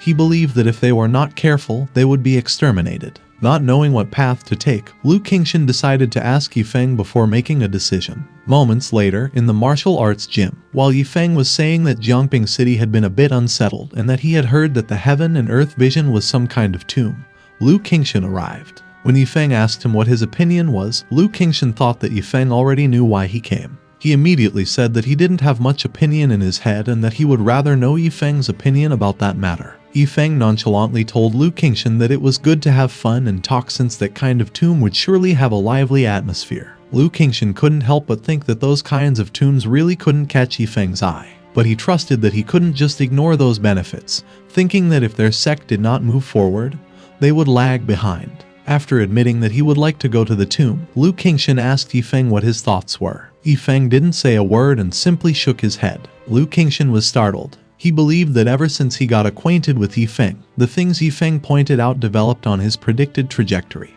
and that all of those were confirmed by his moves on the chessboard of heaven and earth. When Yi Feng shook his head at him, his heart got flustered. He knew that Yi Feng was reminding him of something, but he couldn't understand the look in Yi Feng's eyes, so he asked Yi Feng to explain, saying that he's stupid and couldn't understand the hint. Yi Feng bluntly told Lu Qingshan that he'd better forget about the tomb, telling him that he was just a weak old man, so he'd just get himself killed if he went. Lu Qingshan was surprised. He thought that Yi Feng was trying to tell him that the tomb was a life and death catastrophe, even if he was in the half-celestial realm. Seeing how gloomy Lu Qingshan looked, Yi Feng thought to himself that Lu Qingshan didn't really know how high the sky was. He thought that the tomb was for cultivators only, and that if a weak old man like Lu Qingshan went there, he wouldn't even know how he died. Lu Qingshan thanked Yi Feng for his reminder and said he'd go first because he still had some business to attend to. Yi Feng also thanked Lu Qingshan for the wine. Outside the martial arts gym, Lan Zhu was actually waiting for Lu Qingshan to come out. She informed Lu Qingshan that their guest had already arrived. Moments later, Lan Zhu and Lu Qingshan arrived at their sect. They were immediately greeted by someone who called them future allies. The Holy Maiden of Wind and Cloud Valley, Yun Xianwang, told Lu Qingshan that she had come to make a deal. After stating that her purpose for coming there must have already been known through the letter, Yun Xianwang said to Lu Qingshan that they should get straight to the point. Lu Qingshan asked Yun Xianwang to wait, saying that he had already thought about that matter and that they should go inside and sit down first before he gave his answer. Uncle Lin suddenly released his aura. He asked Lu Qingshan if his Qingshan sect wanted to refuse the kindness of the Wind and Cloud Valley. While the Qingshan sect elders complained, Lu Qingshan thought to himself that Uncle Lin had quite the nerve to release his martial celestial aura and show off in front of him. He told Uncle Lin that he didn't have to be so polite since they immediately tried to give him a big gift the moment they arrived. Realizing that Lu Qingshan was a half-celestial, Uncle Lin couldn't help but exclaim. Lu Qingshan bragged to Uncle Lin that although his Qingshan sect was just a small sect, he was only one step away from him. Having a martial emperor in such a place on the edge of Nansha was already a big deal. So when they found out that Lu Qingshan had actually attained the half-celestial realm, Yun Xianwang decided to be cautious, thinking that that place was not ordinary. Lu Qingshan believed that Jiangping City was Yi Feng's home, so without his permission, no one would be able to bully others, and that in that world, no one was above Yi Feng, so no matter which big sect they were from, they all had to bow down to him. He trusted that even a pig could pile up under the given opportunity of Yi Feng, so it was perfectly normal for him to become a half-celestial despite having little talent. Yun Xianwang still tried to convince Lu Qingshan. She told him that if they combined their strengths, their chances of winning the tomb of Zhang Yu would be much better than others. Lu Qingshan clarified to Yun Xianwang that his Qingshan sect wouldn't be involved in that matter. When Yun Xianwang asked him if he had already cooperated with others, Lu Qingshan just said that they had simply decided to stay away from the tomb. Since the Wind and Cloud Valley had taken good care of his clan in the past, Lu Qingshan advised Yun Xianwang that it would be best if they chose not to get involved in that mess as well. Seemingly thinking that Lu Qingshan was just not satisfied by their initial offer, Yun Xianwang increased Qingshan sect's share from 20% to 30%. Seeing that Lu Qingshan remained uninterested, she increased it to 40%. But when she saw that Lu Qingshan was still indifferent, she couldn't help but ask Lu Qingshan if he aimed to be on equal footing with her Wind and Cloud Valley and wanted a 50% share. Lu Qingshan said to Yun Xianwang that if she was interested in being a guest, she could enter the hall and have some tea. But if they were still talking about Zhang Yu's tomb, she should just forget about it. Yun Xianwang clenched her teeth. She told Lu Qingshan that he was a coward and that even if he was a half-celestial, he was still just a country bumpkin. At the same time, outside Jiangping City, Night Breeze saw Yun Xianwang and Uncle Lin. Knowing that Zhang Yu's tomb had gathered the attention of all the big shots of Nansha, he could foresee that there was going to be another bloodbath. As soon as he thought of staying as far away as possible, the ground suddenly broke, and after some time, a structure emerged. Night Breeze couldn't keep himself from cursing. He panicked, believing that the structure must be Zhang Yu's tomb. Night Breeze then sensed the aura of many powerful cultivators approaching there. He couldn't help but wonder if he was the kind of person who was fated to trigger something big no matter where he went. Thinking that it was dangerous to stay on the ground, Night Breeze went downward using the earth evasive technique. After some time, he unexpectedly reached an empty space. Night Breeze's eyes bulged, realizing that he had unknowingly entered Zhang Yu's tomb. He jumped down, and the instant his legs touched the ground, the tomb's traps were triggered. Night Breeze desperately ran for his life as arrows and axes rained down on him. Moments later, Night Breeze hid in a corner and recalled how close he was to dying. He used 18 of his 1 billion body doubles, so he got worried that if he used his other 999,999,982 doubles, he'd be out of luck. He decided not to move, saying that even if he died of old age there, he would not move. Meanwhile, outside the tomb, Yun Zian Wang and Uncle Lin arrived. Yun Zian Wang expressed that she didn't expect they would arrive there first. Uncle Lin informed Yun Zian Wang that other people were there as well. The figures were actually Peng Zioner and her men. Peng Zioner told Yun Zian Wang that she was surprised the Holy Maiden sneaked in there all by herself. When Yun Zian Wang ignored Peng Zioner, Yu Wuji said it was obvious that Yun Zian Wang was just putting on an attitude of contempt to cover up the fact that she was only interested in profit. He then told Peng Zioner to just ignore Yun Zian Wang, saying that Yun Zian Wang had no man to love, so she had to pretend to find a sense of existence. Uncle Lin released his aura and ordered Peng Zioner to keep her dog under control when Diwu Changkong suddenly intervened. Diwu Changkong advised Uncle Lin to save his energy because the tomb door hadn't been opened yet. Seeing that Diwu Changkong had arrived as well, Yun Zian Wang wondered why the royal sect had not yet been seen. Diwu Changkong said that the Royal Sword Sect always had a big attitude, and with so many people coming there, it was only natural that they didn't want to join in the fun. He then expressed that with one less, they would have one less opponent. Yun Zian Wang, Peng Zioner, and Diwu Changkong exchanged glances with each other. All of the masters from other places focused their attention on Zhang Yu's tomb. Their intent was clear in their eyes. When Uncle Lin asked her when they would start, Yun Zian Wang told Uncle Lin not to rush, saying that they should just leave it to those who were impatient. Right on cue, a cultivator jumped towards the tomb. He used his cloud-flipping palm to hit the door and tried to open it, but the door didn't even move an inch. Becoming certain that the full force of a martial emperor's strike was not enough, others started hitting the door as well. However, no matter how many people went up, the door still didn't budge. Yun Zian Wang was relieved that, although it was unexpected, there was no danger. Peng Zioner expressed that there must be a formation at the door. After saying that she had heard that the Blowing Snow Mountain sect specialized in the forbidden art of formation, especially their elder Diwu Zhen,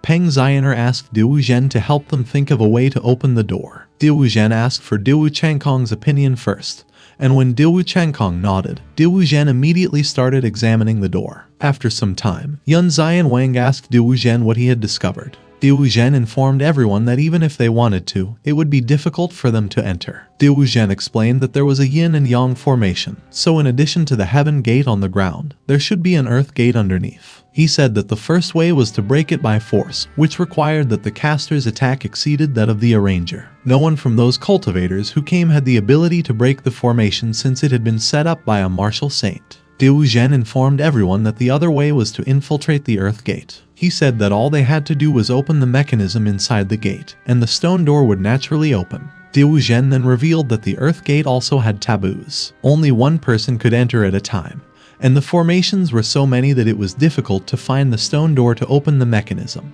He pointed out that one had to have learned the secret art of evading earth evasive technique. Otherwise, there was no way to find where the earth gate was. Although that secret art had many uses, it was not easy to practice well, and most people spent their efforts in cultivation. After all, no one would practice an earth evasive technique that didn't add much to a fight. Meanwhile, inside the tomb, Night Breeze just slept in the corner, saying nonsensical things. When Peng Zioner expressed that she remembered that Yu Wuji seemed to know the art of earth evasion technique, Yu Wuji, who came there just to watch the fun, started to have cold sweats. With his cultivation base, anyone there could have shot him to death, so he never thought that he'd be involved in something like opening the door. Hearing that the people around him were forcing him to go down the earth gate, Yu Wuji started crying.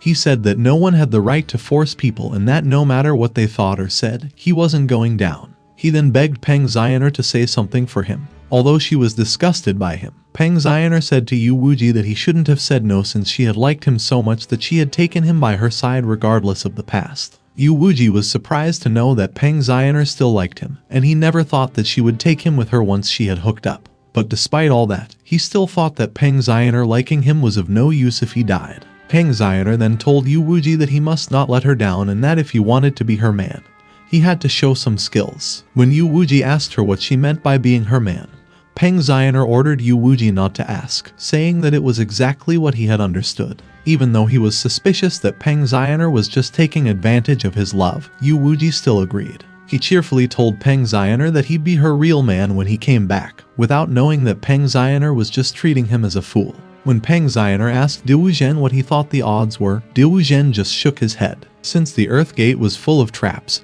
Diwu Changkong and Yun Zian Wang were afraid that with Yu Wuji's little strength, he would die as soon as he entered the door, but they still thought that it was good that someone was taking a chance. Meanwhile, somewhere inside the tomb, Night Breeze was glad that he had finally completed his 1 billion body double techniques. Since he was the only one inside, he couldn't help but wonder if he'd be treated as a living fossil by the tomb raiders when they saw him. Thinking that the cultivators might have put him up for sacrifice or used him as a treasure to make pills, Night Breeze decided to try the buttons as soon as possible, hoping that it was the way to turn off the traps. Although he didn't want to, Night Breeze used his 100,000 body doubles and scattered them to verify his theory with 100,000 deaths. He felt like he was about to experience heartache as he tried to calculate how many doubles he had left. Night Breeze doubles simultaneous pushing of the buttons led to a reaction in the mechanism, which caused a rumbling sound to be heard. At the same time, outside the tomb, the stone door opened slowly. The cultivators were startled. They couldn't believe that Yu Wuji made it and did it without taking so much time.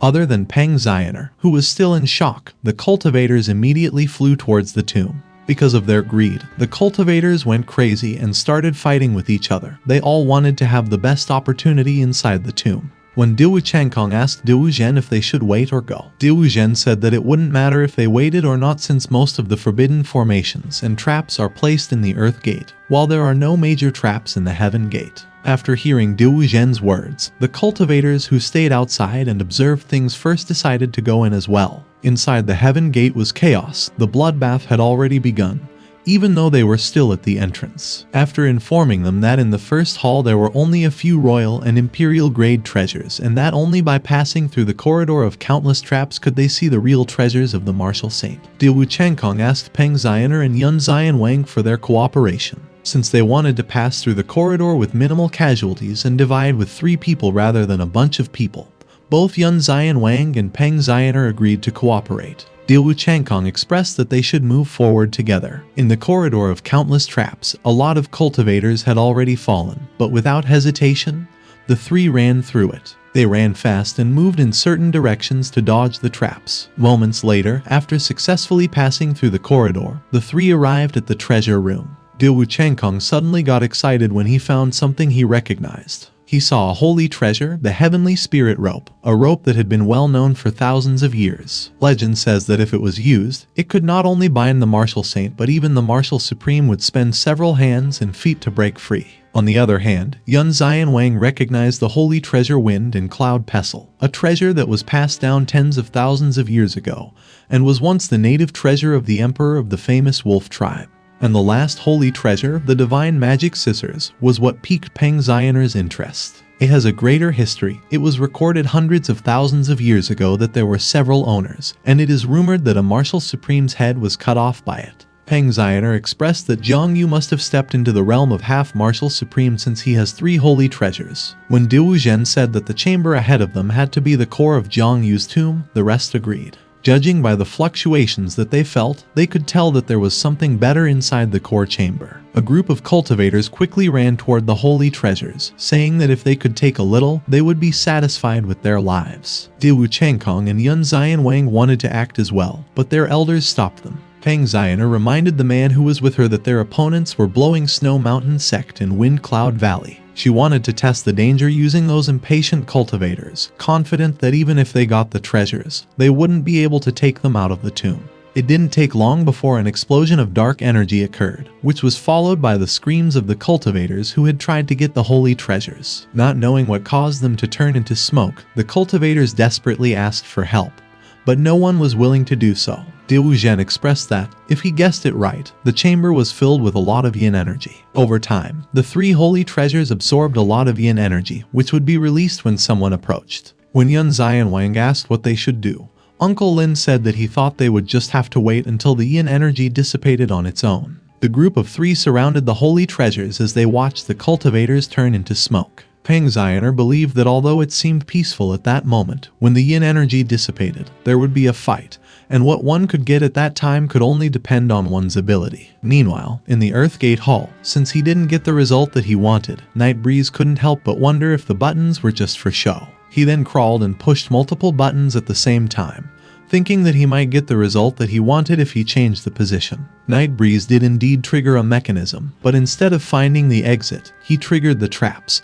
Arrows were fired from the wall, and lava erupted from the ground. The traps seemed to be designed in such a way that no one could escape. Nightbreeze turned pale as he stared at the arrows that flew in his direction. He became so scared that he couldn't help but call for his mother. At the same time, a pillar of light pierced through the sky. The people who were observing from afar were alerted and immediately went to Zhang Yu's tomb to investigate. Lu Qingshan and Zhu Yun were surprised, knowing that the cultivators who came there were martial kings, martial emperors, and martial ancestors. Lu Qingshan couldn't help but wonder what had happened there. Zhu Yun informed Lu Qingshan that, according to the investigation, 99% of the cultivators had died. Lu Qingshan and Zhu Yun exclaimed when a shadow suddenly emerged out of the ground behind them. The black shadow then flew towards the cultivators, who had just come out of the tomb and were in a hurry. When the black shadow was about to bite Yun Xianwang, Uncle Lin pushed her away. Yun Xianwang could only cry and scream as she watched Uncle Lin get bitten by the black shadow. The moment the black shadow left Uncle Lin alone, Yun Xianwang immediately went to Uncle Lin's side to check his condition. While the huge black shadow was busy with the other cultivators, Uncle Lin took the opportunity to tell Yun Xianwang that he was glad that she was fine. Seconds later, after fighting against the huge black shadow, all that the elders accomplished was preventing Diwu Changkong and Peng Zioner from having some serious injuries. Lu Qingshan, who was so shocked that he froze in place, stared at the dissipating huge black shadow. He was relieved that he asked Yi Feng for advice, knowing that he could have fallen as well if Yi Feng hadn't warned him. Lu Qingshan couldn't help but admit that Yi Feng was really worthy of his name and status. When Yun Xianwang asked Lu Qingshan if he knew that tragedy would come, Lu Qingshan told Yun Xianwang that he did, pointing out to her that he had warned her about it. Yun Xianwang then asked Lu Qingshan how he knew that there was danger in the tomb. Lu Qingshan informed Yun Xianwang that a senior warned him. He told her that she shouldn't ask more questions because he couldn't say more than what he had said. After that encounter, everyone retreated for the time being to regain their strength. The news about the tomb also spread thoroughly, and more cultivators flocked towards Jiangping City. The 3 major sects were so determined to win that they even sent more disciples to join the battle. Everyone knew that when the traps in the tomb were automatically exhausted and the yin energy on the 3 holy treasures had dissipated, it did not take too much effort to retrieve those treasures. Naturally, before the traps disappeared, no one dared take a single step near the Martial Saint tomb. The treasures were ownerless, and a bigger storm was bred over Jiangping. The next day, someone told his brother that it seemed dangerous inside the tomb. The skeleton told Ao King that the gold coins inside Zhang Yu's tomb were at least enough for the 2 of them to soak in Yiheng Academy for 3 months. Suddenly, Ao King noticed that something was forming close to him. The black shadow expressed that it would eat Ao King since it seemed that he didn't know how to cherish his life. The skeleton nonchalantly stretched his arm. He casually took care of the dark shadow while saying that everything was all about the money, and that if he had money, he would have a girl. The skeleton expressed that as long as he had a girl, he didn't care how much he got beaten by Yi Feng. Moments later, when Ao King asked the skeleton how he knew that there were gold coins inside the tomb, the skeleton just asked Ao King if he thought that there was something that he didn't know in that world. Ao King immediately took the opportunity to flatter the skeleton by telling him that there shouldn't be something that he didn't know since he was the existence that fascinated thousands of girls. The skeleton told Ao King that although what he said was true, no matter whether they were gods, human beings, or dogs, they should keep a low profile. Ao King barked in agreement. When they entered the treasure room, the skeleton and Ao King's eyes shone ever so brightly. While the skeleton was celebrating after making a fortune, Ao King expressed that it was the first time he had seen so much money. Ao King suddenly exclaimed, noticing that the holy treasure heavenly spirit rope was showing some movements. He tried to warn the skeleton about the danger, but the heavenly spirit rope was already about to wrap itself around the skeleton's neck. The skeleton expressed his contempt, saying that he couldn't believe that a raggedy rope actually dared to stop him from getting the treasure. He easily shredded the heavenly spirit rope with a satisfied look on his face. Ao King couldn't help but praise the skeleton for destroying a holy weapon with his bare hands, seemingly wanting to avenge their fellow holy treasure. The wind and cloud pestle and the divine magic scissors flew aggressively towards the skeleton. The skeleton cursed, annoyed that the holy treasures were disturbing his fun. He punched the wind and cloud pestle and squeezed the divine magic scissors. After seeing the skeleton's rash and arrogant attack and unparalleled dominance, Ao King expressed that his love and admiration for the skeleton were like an endless river. The skeleton suddenly noticed something. After telling the skeleton that there seemed to be a formation that looked very powerful and hard to crack, Ao King asked the skeleton what they should do. When the skeleton said that he couldn't easily crack the formation because he didn't know much about formations, Ao King wondered if the skeleton really couldn't do anything about it.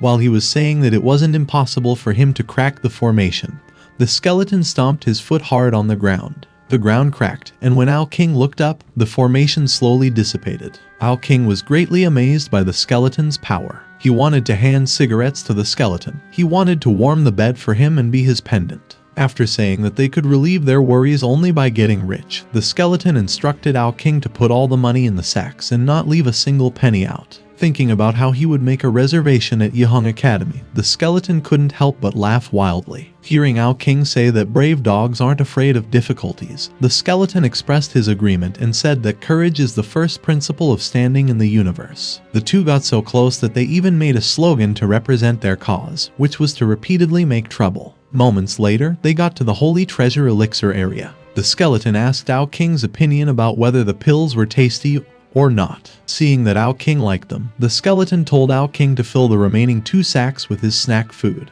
When Ao King thanked the skeleton told Ao King that he didn't have to say thank you because they were brothers. Ao King enthusiastically filled up the sacks with elixirs while the skeleton was doing a celebration dance. After taking all the elixirs, Ao King asked the skeleton what they should do with the books. The skeleton told Ao King that they should burn those things, saying that those were nothing more than garbage and that if it got out, it would only harm those who would cultivate such garbage skills. The skeleton then snapped his fingers to burn the books. When Ao King asked the skeleton if there were more treasures inside the stone gate, the skeleton said that there was nothing in there but a dead man, 1 or 2 pieces of junk, and no gold coins. He then told Ao King to just forget about it. Seeing that the traps in the tomb were about to be exhausted, the major sects secretly began building up their strength again, and the 3 major sects also sent their super strong cultivators to reinforce. The second round of the seizure of the martial saint's treasure was the battle between pure cultivators. The smell of smoke was shrouded in the air, and the Great War began. Carrying a pot of wine with him, Lu Qingshan went to see Yi Feng again. He expressed that Yun Xianwang was really good since she had gotten his pulse in 1 sentence. After telling Lu Qingshan that the 2 martial celestials of her wind and cloud valley were on their way and that there was still time for the tomb traps to dissipate, Yun Xianwang asked Lu Qingshan to ally with them. Lu Qingshan didn't need the cultivation technique and elixirs of the tomb, but he needed the money to develop the sect by nurturing the future generation. Since Yun Xianwang invited him to cooperate with them to capture the tomb again, he decided to ask Yi Feng for advice again.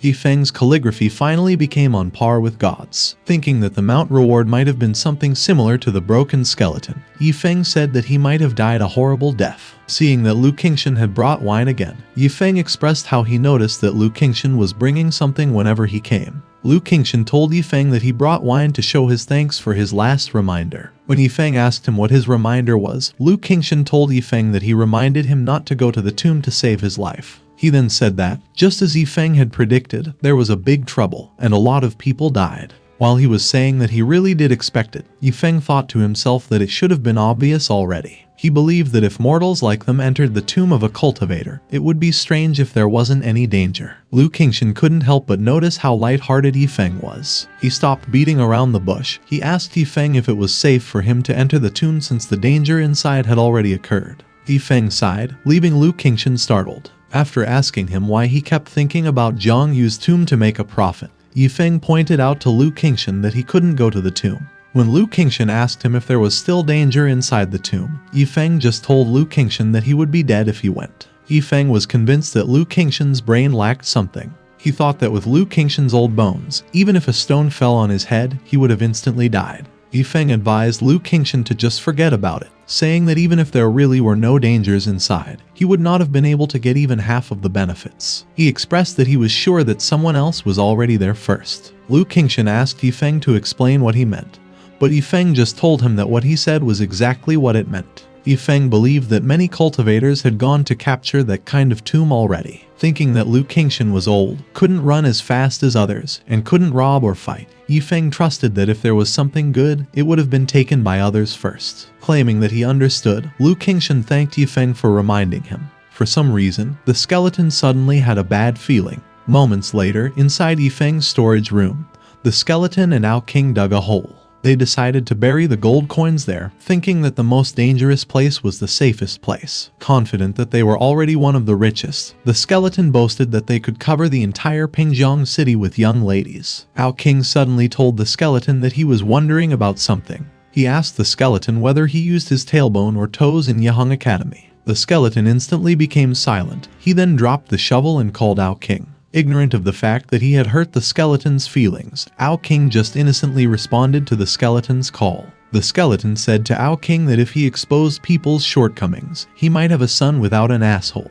He then said that he's not a vulgar person and that what he wanted was the feeling of being surrounded by girls. When the skeleton asked Ao King if he knew what it's like, Ao King just said that he thought he knew a little bit. The skeleton urged Ao King to finish digging up a hole, saying that he had to go later and find the feeling in Yaheng Academy. Out of nowhere, Ao King suddenly heard someone's footsteps. Yi Feng kicked the door open, sending it flying towards the skeleton. The skeleton got angry. He wondered which bastard was so bold to dare and harm him. But when he saw that it was Yi Feng, his arrogance disappeared. He immediately held the sack of gold tightly. After saying that there was not a single penny left in their martial arts gym, Yi Feng questioned the skeleton as to how he got the money. When he took a look at a sack, Yi Feng calculated that there should be tens of thousands of coins in those several sacks of gold coins. The skeleton told Yi Feng that he didn't steal the gold coins. He reasoned that he just picked them up in the mountains. Ao King immediately barked to support the skeleton's claim. Yi Feng expressed that it's good that the skeleton didn't steal. He believed that, in the mountains of that cultivation world, it was not unexpected to get the treasure by accident. Although Ao King followed the skeleton all day long, Yi Feng still thought that he was a bit humane and honest. Yi Feng thanked the skeleton for adding income to their family. He assured him that he wouldn't leave him alone without a penny. After giving him a gold coin, Yi Feng told the skeleton to take it, save it, and not give him any trouble. He then reminded him to buy something delicious for his dog brother. The skeleton just stared at the gold coin in his palm and cried. He was dissatisfied, but when Yi Feng asked him if it wasn't enough, he didn't dare complain. While Yi Feng was expressing how happy he was to have found a lot of money, the skeleton and Ao King looked like they had lost everything. At the same time, in the Qingshan sect's conference hall, Yun Zian Wang told Lu Qingshan that with her Wind and Cloud Valley elders Yangmu and Yangsen, who were both martial celestials, it would not have been difficult for them to get the treasures inside Jiang Yu's tomb if they had worked together. She thought that her offer was pretty good, so she couldn't help but be surprised when Lu Qingshan rejected it yet again. Lu Qingshan said to Yun Zian Wang that regardless of how they prepared, they would all be dead if they went. He informed her that the danger was more terrifying than the last time and that the things inside the tomb would be taken by someone else first. Yun Zian Wang was shocked. The last dangerous situation had almost buried the martial celestials of the three major sects in there. So when Lu Qingshan said that the danger was greater, she couldn't help but think that if they entered, they wouldn't be able to exit. Yang Mu expressed his contempt, saying that Lu Qingshan was just trying to play tricks and was pretending to be a prophet. He thought that the last time was just an accident because everyone was unprepared. So since all the traps and yin energy in the tomb had already dissipated and their forces had doubled, he was confident that they would be able to take down a dead man's tomb. Yang Mu then asked Lu Qingshan how he could make such an alarming statement without going inside the tomb himself, and he accused him of having ulterior motives. Lu Qingshan felt offended. He expressed that he had nothing more to say since his good intentions were regarded as some ulterior motive. Lu Qingshan walked towards Yun Zian Wang. He told her that he hoped she could remember the lessons she had learned before and that everything he said was for the sake of their two sects' relations. Yang Mu and Yang Sen said to Yun Zian Wang that they didn't need to care about Lu Qingshan anymore. They said that the three of them could go without a person who was just talking nonsense and making up excuses. They assured her that with them by her side, the holy treasures would be in their bag. Yun Xianwang made up her mind. She told the two elders that they weren't going because the lesson last time had been too heavy. If Uncle Lin hadn't sacrificed his life to save Yun Xianwang, she would also have been a dead soul in the tomb. Yun Xianwang didn't want to make the same mistake again. In half a day, everyone would go inside the tomb, except the Wind and Cloud Valley, who would only watch things transpire from the outside. Yun Xianwang wondered what kind of big shot was hiding in Jiangping City, who could control the way of heaven, measure the good and bad fortune of the tomb of the martial saint, and even predict the future. Soon after Yun Xianwang's visit to the Qingshan sect, countless experts started to gather at Jiang Yu's tomb. The moment one person took action, others quickly followed. They swept up in the air and rushed towards the stone gate. But even before they could enter the tomb, the cultivators had already started killing each other. They immediately used their killing moves to reduce the number of their competitors. When Diwu Zhen asked for Diwu Changkong's opinion, Diwu Changkong just said that there's no need for them to rush. Diwu Changkong then told Yun Xianwang that he's surprised that the people from the Wind and Cloud Valley didn't go in. As if to explain why they're not going, Yun Xianwang relayed Lu Qingshan's warning. She said to Diwu Changkong that there's a danger in the tomb that is more terrifying than what they previously encountered. Diwu Changkong laughed. He said that what happened last time might have scared the Wind and Cloud Valley's guts. Not having the patience to talk with Diwu Changkong and Yun Xianwang, Peng Zioner immediately went for the tomb. When Yang Sen scolded him for being rude, Diwu Changkong expressed that since the Wind and Cloud Valley don't have the courage and strength to enter the tomb despite the tremendous benefits that they could get, in the future, people will only laugh when they talk about them. Diwu Changkong folded his fan and quickly followed behind Peng Zioner. Yang Sen asked Yun Xianwang to stop being silly. He told her that with their strength, they could get at least one holy treasure. Yun Xianwang didn't change her mind. She ordered Yang Sen to stop talking and to just wait a little longer. But despite what she said, Yun Xianwang actually started doubting Lu Qingshan's words. She asked herself if she should really believe in Lu Qingshan or in the prophet, whom she had never seen before. More than anyone else, she didn't want to let the Wind and Cloud Valley lose a great opportunity for nothing. Meanwhile, inside the tomb, the cultivators were alarmed when they noticed something behind them. While they were killing those cultivators who were on their way, the people from the Blowing Snow Mountain sect and the Heavenly Sword sect were getting ahead of those who came in first. Peng Zioner declared that the holy treasures would be theirs. After dealing with the cultivators from smaller sects, Peng Zioner swung her sword towards Diwu Changkong.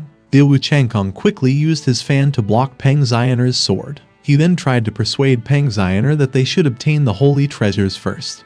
But Peng Zioner just said that the holy treasures only belonged to them, the Heavenly Sword sect. Becoming certain that there was no point in talking, Diwu Changkong jumped away, opened his fan, and sent heavenly feathers towards Peng Zioner. Peng Zioner easily cut the heavenly feathers into pieces by simply swinging her sword a couple of times. Seeing that Diwu Changkong was at a disadvantage, the elders of the Blowing Snow Mountain sect attempted to help, but the elders of the Heavenly Sword sect stopped them from doing so. Peng Zioner used her Heavenly Sword technique to narrow her distance from Diwu Changkong, who kept on using the Heavenly Feather. At the same time, the elders of the Heavenly Sword sect used the Eternal Sword and Heavenly Sword to counter the formation techniques of the Blowing Snow Mountain sect elders. Moments later, Diwu Zhen and Diwu Changkong received a blow, which gave them injuries that made them incapable of fighting. Peng Zioner told Diwu Changkong that their Blowing Snow Mountain sect should stop fighting for the holy treasures since they had already lost the fight. Thinking that they were just outnumbered, Diwu Changkong couldn't help but curse.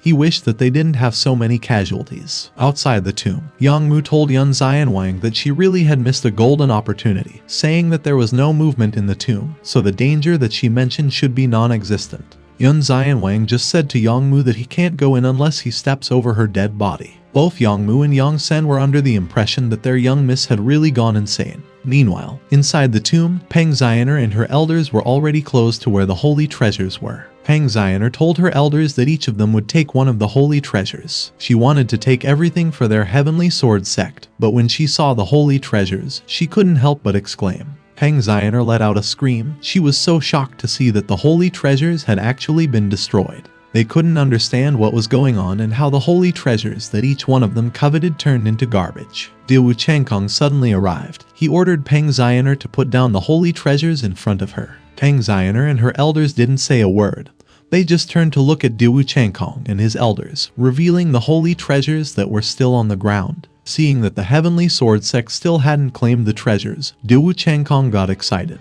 He ordered his elders to follow him to seize the holy treasures. But when he got a closer look at the holy treasures, he couldn't help but let out a scream as well. All of them lost their focus and crashed into the ground. Diwu Changkong demanded that Peng Xianer explain what was going on and how it happened, saying that it is undeniable that the Heavenly Sword sect were the ones who arrived there first. One of his elders told Diwu Changkong that he should calm down. The elder said that instead of pursuing the holy treasures that can no longer be restored, they should find out who possesses such great strength that he can actually destroy the holy treasures with his bare hands. Coming back to his senses, Diwu Changkong wondered when exactly the person came in and what his purpose was for destroying the holy treasures. Peng Xianer informed Diwu Changkong that the countless pills and martial skills that were once there were turned into ashes. Seeing that a holy grade martial skill had also been burned, Diwu Changkong couldn't help but cry. He went mad as he wondered who did it and if it was a distortion of human nature or a moral degradation. He couldn't believe that after all the efforts they had put in, they got nothing in the end. Outside the tomb, Yang Mu and Yun Xian Wang were startled when a group of cultivators came out. The cultivators expressed that it's surprising that there was already an expert who came first. When one of them said that the Blowing Snow Mountain sect still got a bit of a harvest, the cultivators guffawed. Yun Xian Wang immediately asked the cultivators if the Blowing Snow Mountain sect had obtained the 3 holy treasures. The cultivator informed Yun Xian Wang that the holy treasures were destroyed and had become 3 pieces of junk. He then said that the only thing Diwu Changkong and Peng Xianer harvested was a pile of crap. Yang Mu and Yang Sen were extremely shocked. They couldn't understand how the 2 sects ended up harvesting a pile of crap. Knowing that what Lu Qingshan said really did happen, Yun Xian Wang became certain that the prophecy of the person mentioned by Lu Qingshan was true. Everyone exclaimed when out of nowhere, the ground suddenly shook. The cultivators who were still inside noticed that the tomb was getting weird. They felt like it was almost like an overwhelming presence over all beings. Along with the panicking cultivators, Diwu Changkong and Peng Xianer immediately flew towards the exit. And as soon as they got out, the tomb exploded, leaving the people around it bewildered and shocked. When Diwu Changkong said that the explosion was definitely caused by the pressure emitted from the coffin of Jiang Yu, Yun Xian Wang realized that the powerful aura in front of them might have been Martial Saint Jiang Yu himself. Jiang Yu expressed that the younger generation was truly formidable. He then informed everyone that there was no need for them to be suspicious, stating that he was indeed Jiang Yu. Since Jiang Yu himself had appeared, Yun Xian Wang couldn't help but wonder what the great disaster Lu Qingshan had referred to would be. She felt as though she were peering into a fog. Jiang Yu shared with everyone that, before he died, he regretted not having someone to whom he could pass on his inheritance. He mentioned that he had left the tomb with the hope that, after 10,000 years, he would find someone to whom he could pass on his legacy. Peng Xianer and Diwu Changkong hadn't expected that the treasure hunt, which had ended in failure, would be replaced by such an unexpected opportunity. They believed that the legacy of the martial saint was far more valuable than any holy treasure. Diwu Changkong immediately asked Jiang Yu how they could obtain the opportunity to receive his legacy. Jiang Yu expressed that his requirements were not difficult to meet. He had wielded a sword in the first half of his life, but he had come to realize that his talent for swords was ultimately too poor. Thus, he had spent the rest of his life honing his zither skills and eventually became a zither saint. However, after achieving this status, he had been unable to find any musical score in the world that moved him. Jiang Yu told everyone that the person who could create a score that moved him and perform a song that satisfied him would inherit his legacy. While some of the cultivators were excited, most of them were not. Diwu Changkong remarked that even if they possessed the musical score, they might not necessarily know how to play the zither. And since Jiang Yu had become a zither saint, finding someone who could truly move him with it seemed unlikely. Jiang Yu reassuringly said that the zither skill was just secondary since he could tell one's talent for music just by looking at the score. He pointed out that he would only recognize the musical score, and the one who succeeds would receive his inheritance and his sovereign grade instrument. Everyone was surprised. The sovereign grade treasure was the supreme existence on the Xianzhong continent. Even 10 or 100 holy treasures couldn't be compared with it. Remembering that Yun Xian Wang used the zither to cultivate her mind in her spare time, Yang Mu asked her to give it a try. Yun Xian Wang suddenly turned around. Since the prophecy that the holy treasures would be taken by others first had already come true, Yun Xian Wang thinks that the next prophecy is not far from the truth. She was terrified by the fact that no one had gained even half of the benefit, even though so many experts had already been killed and injured. Yun Xianwang told her elders that they're staying away from that place. Yang Sen couldn't believe that Yun Xianwang could hold back even under the temptation of the sovereign-grade treasure. Jiang Yu stepped on the sovereign-grade instrument as he informed everyone that each one of them only had 3 chances before getting disqualified. A woman who seemed confident in her skills stepped forward and declared that she'd go first. Knowing that they couldn't take advantage of the crisis for personal gain, Peng Zioner instructed her elder Kong to send a message to the Heavenly Sword sect to quickly collect and send to them the most famous zither scores. She pointed out that they couldn't afford to compromise a once-in-a-lifetime opportunity. Diwu Changkong ordered one of his elders to notify their sect to collect the best zither scores in the world without being a step behind the Heavenly Sword sect. He let his elder know that, if necessary, it didn't matter if he grabbed it from others. Several days had passed, and all the cultivators present had already come on stage and played, but none of them could open Jiang Yu's eyes. As for the musical scores sent by the Heavenly Sword sect and the Blowing Snow Mountain sect, Peng Zioner and Diwu Changkong each chose 2 scores to play, but it was also an equally fruitless effort. Outside of Jiangping City, the number of people gathered was increasing, but in the end, no one could even make Jiang Yu's eyelids twitch. The sound of the cultivators' music performances reached the streets of Jiangping City. When Yi Feng heard it, he expressed that there was no soul in the music. He then apologized, saying that he wouldn't be turning around for them. Yi Feng thought to himself that it was the first time that he had experienced it. He found out that being a street singer was such a satisfying thing. With a wide smile on his face, he listened to the people's praises as they asked him to play one more song. Wu Yonghong couldn't help but say that Yi Feng's guitar skill was really superb since, even with their level, they couldn't comprehend even a fraction of the martial intent contained in it. Sun Zhuge thought that if their realm was a little lower, they could only listen to the song, knowing that it sounded good but not knowing its hidden meaning. Yu Wuji expressed that the music played by Yi Feng was really unspeakable. In his opinion, it sounded even better than that of Shu Qin Hua. He got stuck in the crevice of the ground when he was using the earth evasive technique and then stumbled into that place by mistake and heard someone playing. When he returned to the tomb, Jiang Yu appeared in person and specified that he needed a musical score to pass down his legacy. Yu Wuji believed that everything was God's will. He copied Yi Feng's musical score, hoping that maybe he could make a turnaround and get a martial saint's heritage in one fell swoop. When Yu Wuji was done copying Yi Feng's musical score, an old man walked in front of him. He yelled at the old man, ordering him to get out of his way. The old man suddenly grabbed Yu Wuji's head and put it inside the dung bucket. Lu Desheng pulled Yu Wuji's hair as he told him that he should be thankful that it's a pair of empty dung buckets. Yu Wuji apologized immediately. When Lu Desheng let go of him, he vowed that he would definitely kill Lu Desheng, believing that one day he would rule across the entire Jiangping area. Meanwhile, outside of Jiangping City, the Holy Maiden of the Heavenly Magic Sound sect, Shu Qin Hua, had just finished playing. Seeing that not even Shu Qin Hua, a martial celestial who was famous for her zither skills, still failed to get Jiang Yu's attention, everyone couldn't help but think that no one else would dare to try. But unexpectedly, out of nowhere, a man said that he would give it a try. When Peng Zioner asked him what he had been doing, Yu Wuji said that he just went back to pick up one of his old compositions and had a little accident on the way. Thinking that Yu Wuji was the one who opened the heaven gate, one of the cultivators expressed that Yu Wuji might really have a chance. Yu Wuji thanked the cultivator for believing in him and then told Peng Zioner that the music he played was definitely composed by him. He assured her that he wouldn't let her down. Yu Wuji confidently placed his zither on the ground. He completely memorized the musical score while he was on his way. He was so desperate to acquire Jiang Yu's inheritance and Peng Zioner. Yu Wuji stopped wasting time and immediately began playing the zither. The moment the music reached his ears, Jiang Yu exclaimed. He was so moved by it that he thought of people whom he had never met or seen before. The cultivators couldn't believe that Jiang Yu actually opened his eyes to listen to Yu Wuji's song since, when Shu Qin Hua performed, only after the song was finished did Jiang Yu open his eyes to praise her. Although the cultivators were convinced that Jiang Yu's inheritance would likely be taken away by Yu Wuji, Peng Zioner still thought that it should be impossible since she believed that Yu Wuji couldn't turn over a new leaf. Jiang Yu expressed that the composition was perfect and truly extraordinary. After praising him for helping him break through the last layer of the bottleneck, Jiang Yu told Yu Wuji that the inheritance would be passed on to him. Yu Wuji got so excited that he couldn't keep himself from laughing.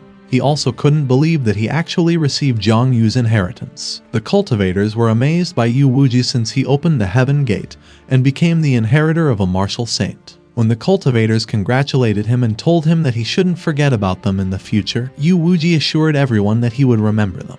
Peng Xianer wanted to use Yu Wuji first and finally let him suffer and die on his knees in front of her. But she didn't expect that after opening the heaven gate, Yu Wuji would become a martial saint's inheritor. Since his value had dramatically increased, Peng Xianer announced that Yu Wuji was officially a disciple of her heavenly sword sect. Yu Wuji told Peng Xianer that he would agree if she became his woman. He was boastful, thinking that he finally had the fame and strength to be worshipped wherever he went in the future. When Jiang Yu called him a disciple and asked him if he had the musical score in his hand, Yu Wuji quickly handed over the piece of paper where he had written it. Hearing Jiang Yu say that the musical score was truly a divine score, Yu Wuji immediately claimed that he had composed it after several nights of hard work. Jiang Yu told Yu Wuji that he was worthy of being his disciple since he managed to break the gates of heaven and earth. He then asked Yu Wuji to come closer, saying that he would pass the inheritance to him. Yu Wuji was cheerful when he walked towards his master, but he couldn't help but get confused when Jiang Yu suddenly grabbed his head. Jiang Yu grinned as he told Yu Wuji that he would start passing on his legacy to him. The moment Jiang Yu started doing something to him, Yu Wuji let out a scream, seemingly experiencing a great deal of pain. Dewu Changkong realized that what Jiang Yu was doing was not passing his inheritance, but was trying to reincarnate. He told everyone that they were all deceived, saying that what Jiang Yu was looking for was a suitable vessel for himself, not an inheritor. Knowing that it was not suitable to stay there for a long time, Peng Xianer and her elders chose to withdraw quickly. They attempted to fly away but couldn't do so because Jiang Yu had actually sealed the space already. Jiang Yu laughed. He expressed that he had set up that plan thousands of years ago in order to achieve that result. Since he just happened to be a little short on nourishment in order to break through, Jiang Yu decided to use the cultivators as fertilizers on his road to reach Martial Supreme. Jiang Yu suddenly appeared behind a young cultivator. He grabbed the young man's shoulder and immediately started absorbing his life essence. Seeing that a martial celestial was sucked into a dry corpse in an instant, the cultivators panicked and desperately tried to think of a way out. They were just there for the treasure hunt, they didn't want to turn into a corpse. Diu Zhen expressed that Jiang Yu's strength was invincible, as he was in the realm of half Martial Supreme. He thought that even the Martial Saint was not Jiang Yu's opponent. Jiang Yu was laughing and saying that everything would be over soon when he suddenly felt like something was wrong. He tightened his grip on Yu Wuji's neck as he asked him if he was really the one who wrote the musical score. Yu Wuji didn't answer the question and just begged Jiang Yu to spare him. However, when Jiang Yu asked him again, he couldn't help but confess that it was not him who wrote the musical score. The cultivators were shocked. Peng Xianer thought that she made a mistake by believing that Yu Wuji was a waste, but it turned out that she was actually right. Not wanting to waste more time, Jiang Yu flew away while ordering Yu Wuji to lead him to the original author. Curious, Diwu Changkong asked Diwu Zhen why Jiang Yu had to take over the person who wrote the musical score. Shu Qinhua took the liberty to explain that those of them who cultivated with the zither were different from those who cultivated with traditional methods. She said that those who were able to compose such scores usually had the highest level of compositional talent, which was much more important to them than any ordinary cultivation talent.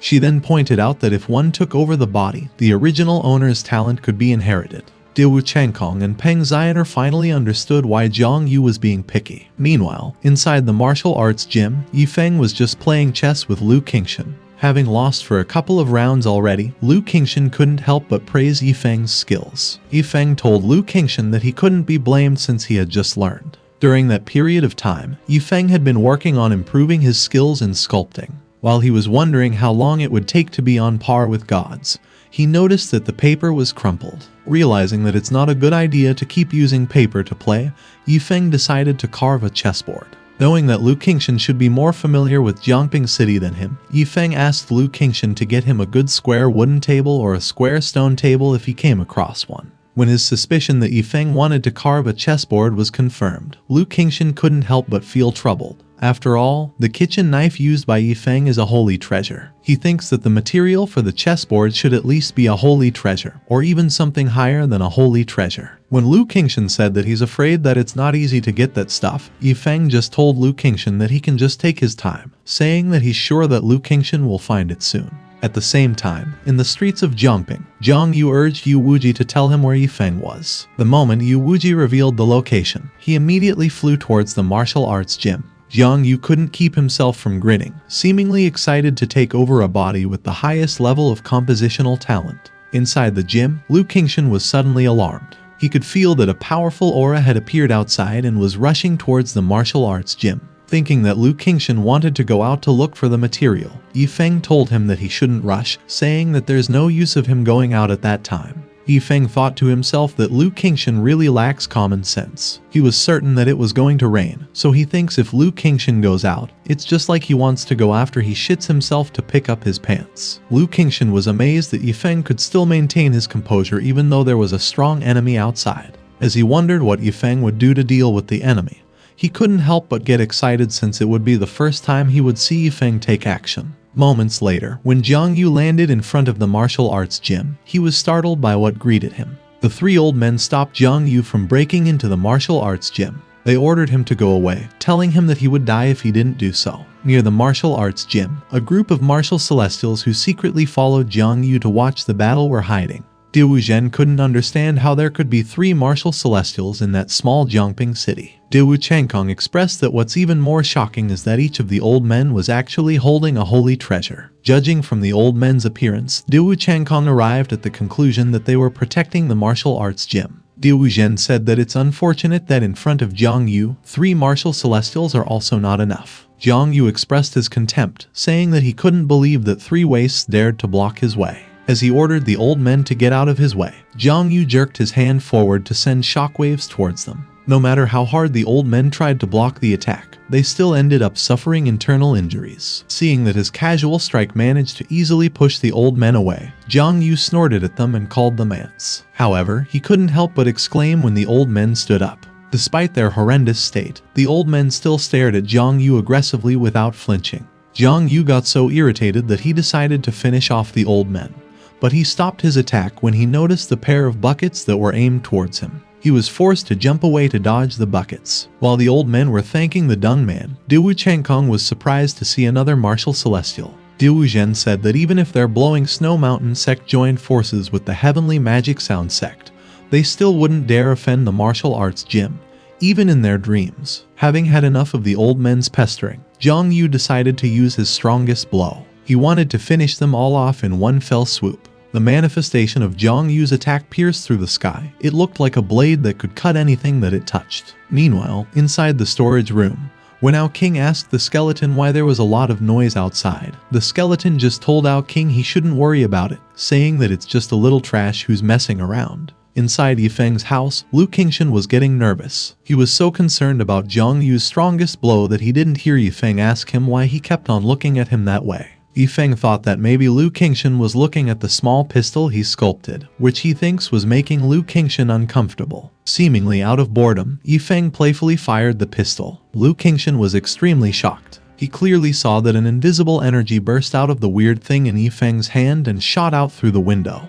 When Lu Qingshan told Yi Feng that he'd go first, Yi Feng couldn't help but wonder if Lu Qingshan was having diarrhea. Outside the martial arts gym, Lu Qingshan, along with those who were hiding nearby, got so shocked by what they witnessed that their mouths agape. Jiang Yu's attack dissipated. The moment Jiang Yu noticed it, he got so confused that he started having cold sweats. And when he looked down, he saw that his left leg was actually already gone. Seemingly feeling the pain of losing a leg, Jiang Yu screamed at the top of his lungs. Jiang Yu dropped Yu Wuji and the sovereign grade treasure. He realized that there was an extraordinary force unlike any other in their world that had attacked him. He immediately thought of escaping. He knew that it was the best thing he could do at that moment. But before Jiang Yu could even try, the energy that burst out from Yi Feng's wooden pistol hit him in the back. Jiang Yu waited for that moment for 10,000 years. He couldn't believe that everything was going to end just like that. He regretted it so much, thinking that he was so close to achieving his goal. Diwu Zhen, Diwu Changkong, and Shu Qinhua sweated heavily as they watched Jiang Yu dissipate. They couldn't believe that a half-supreme, who was infinitely close to a martial supreme, was annihilated just like that. If they hadn't seen it with their own eyes, they would never believe that such a thing had happened. Diwu Changkong was so shocked that he had lost his composure. He needlessly told Shu Qinhua and Diwu Zhen that there's a peerless expert residing in the martial arts gym. Lu Qingshan didn't think that by just sitting inside and raising his hand, Yi Feng would annihilate a half-supreme. It was the first time he saw Yi Feng make a move, and it was extremely terrifying for him. Lu Qingshan then exclaimed when he saw the sovereign grade treasure. Realizing that it was square and wooden, he couldn't help but think that it was what Yi Feng was referring to. Lu Qingshan quickly went to Yi Feng to report what had happened to the ancient tomb of Zhang Yu, but he immediately stopped talking when Yi Feng scolded him. Yi Feng told him to stop talking about things like cultivation, ancient tombs, caves, or anything, saying that he's just a mortal and he's not interested. Yi Feng then asked Lu Qingshan if he was intentionally trying to piss him off so that he could inherit the martial arts gym. While he was apologizing to Yi Feng, Lu Qingshan told himself that he really was stupid. He thought that Yi Feng was angry because Zhang Yu came to the door in such an inconspicuous way that Yi Feng was forced to take action. He was glad that Yi Feng was not very angry. He told Yi Feng that he would get him the chessboard that he needed right away. Yi Feng was impressed by how fast Lu Qingshan works. He asked him to move the material to the backyard for him. When Lu Qingshan went out to pick up the sovereign-grade treasure, the old men asked him to confirm if it was Yi Feng who made a move. After hearing Lu Qingshan's confirmation, the old men said that Yi Feng was really amazing. Lu Qingshan warned the old men that they shouldn't mention things such as tombs and cultivation in front of Yi Feng, saying that Yi Feng was a little displeased since he accidentally broke his own precept after being forced to take action. He then asked them to help him move the zither table to the backyard, informing them that Yi Feng wanted to carve it into a chessboard. Diwu Zhen, Diwu Changkong, and Shu Qinhua stared at the old men as they lifted the sovereign-grade treasure. Unable to contain his curiosity, Diwu Changkong asked the old men what they were doing. The old men just glanced at Diwu Changkong and immediately returned their focus to carrying the zither table. Coming back to his senses, Diwu Changkong respectfully greeted the old men and started introducing himself and the heavenly magic sound sect's holy maiden, Shu Qinhua. When the old men gave him an approving nod, Diwu Changkong felt a little better. Once again, he asked them what they were doing.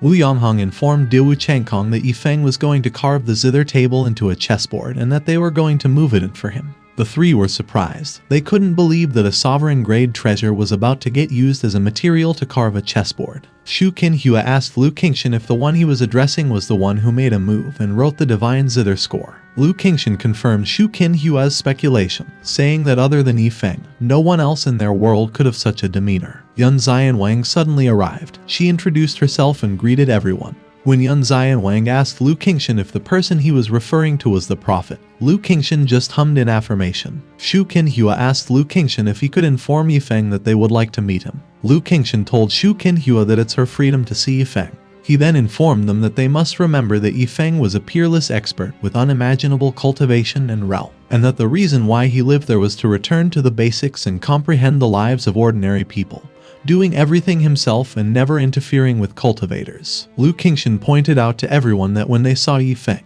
they better followed his rules and didn't ask or mention anything about cultivation. After receiving Yun Zian Wang's thanks for his reminder, Lu Qingshan told everyone to wait there first. Moments later, inside the house, Yi Feng noticed that someone had entered. Lu Qingshan let Yi Feng know that there are some people outside who say they want to visit him. He told Yi Feng that those people seemed to be his admirers. Yi Feng was surprised. He said that he would get dressed first before going out. Yun Zian Wang wondered if they would meet the prophet and the lifesaver who indirectly saved their lives. Shu Qinhua expressed that she just wanted to know what the person who wrote the divine score looked like. She believed that the person should be a handsome man. Diwu Changkong was excited to see the peerless expert who destroyed Zhang Yu with one blow. He said that the person must be an elegant and dignified elder. Moments later, Yi Feng stepped out of his house. Everyone exclaimed. For a moment, they just stared at Yi Feng, eyes wide and mouths agape. They seemed to have a hard time believing that Yi Feng was the one who wrote the musical score. Shu Qinhua said that Yi Feng is different from the image she just imagined. She found Yi Feng so pretty and handsome. Seeing that he is handsome and has an outstanding temperament, Shu Qinhua became certain that the person who composed the divine score was really Yi Feng.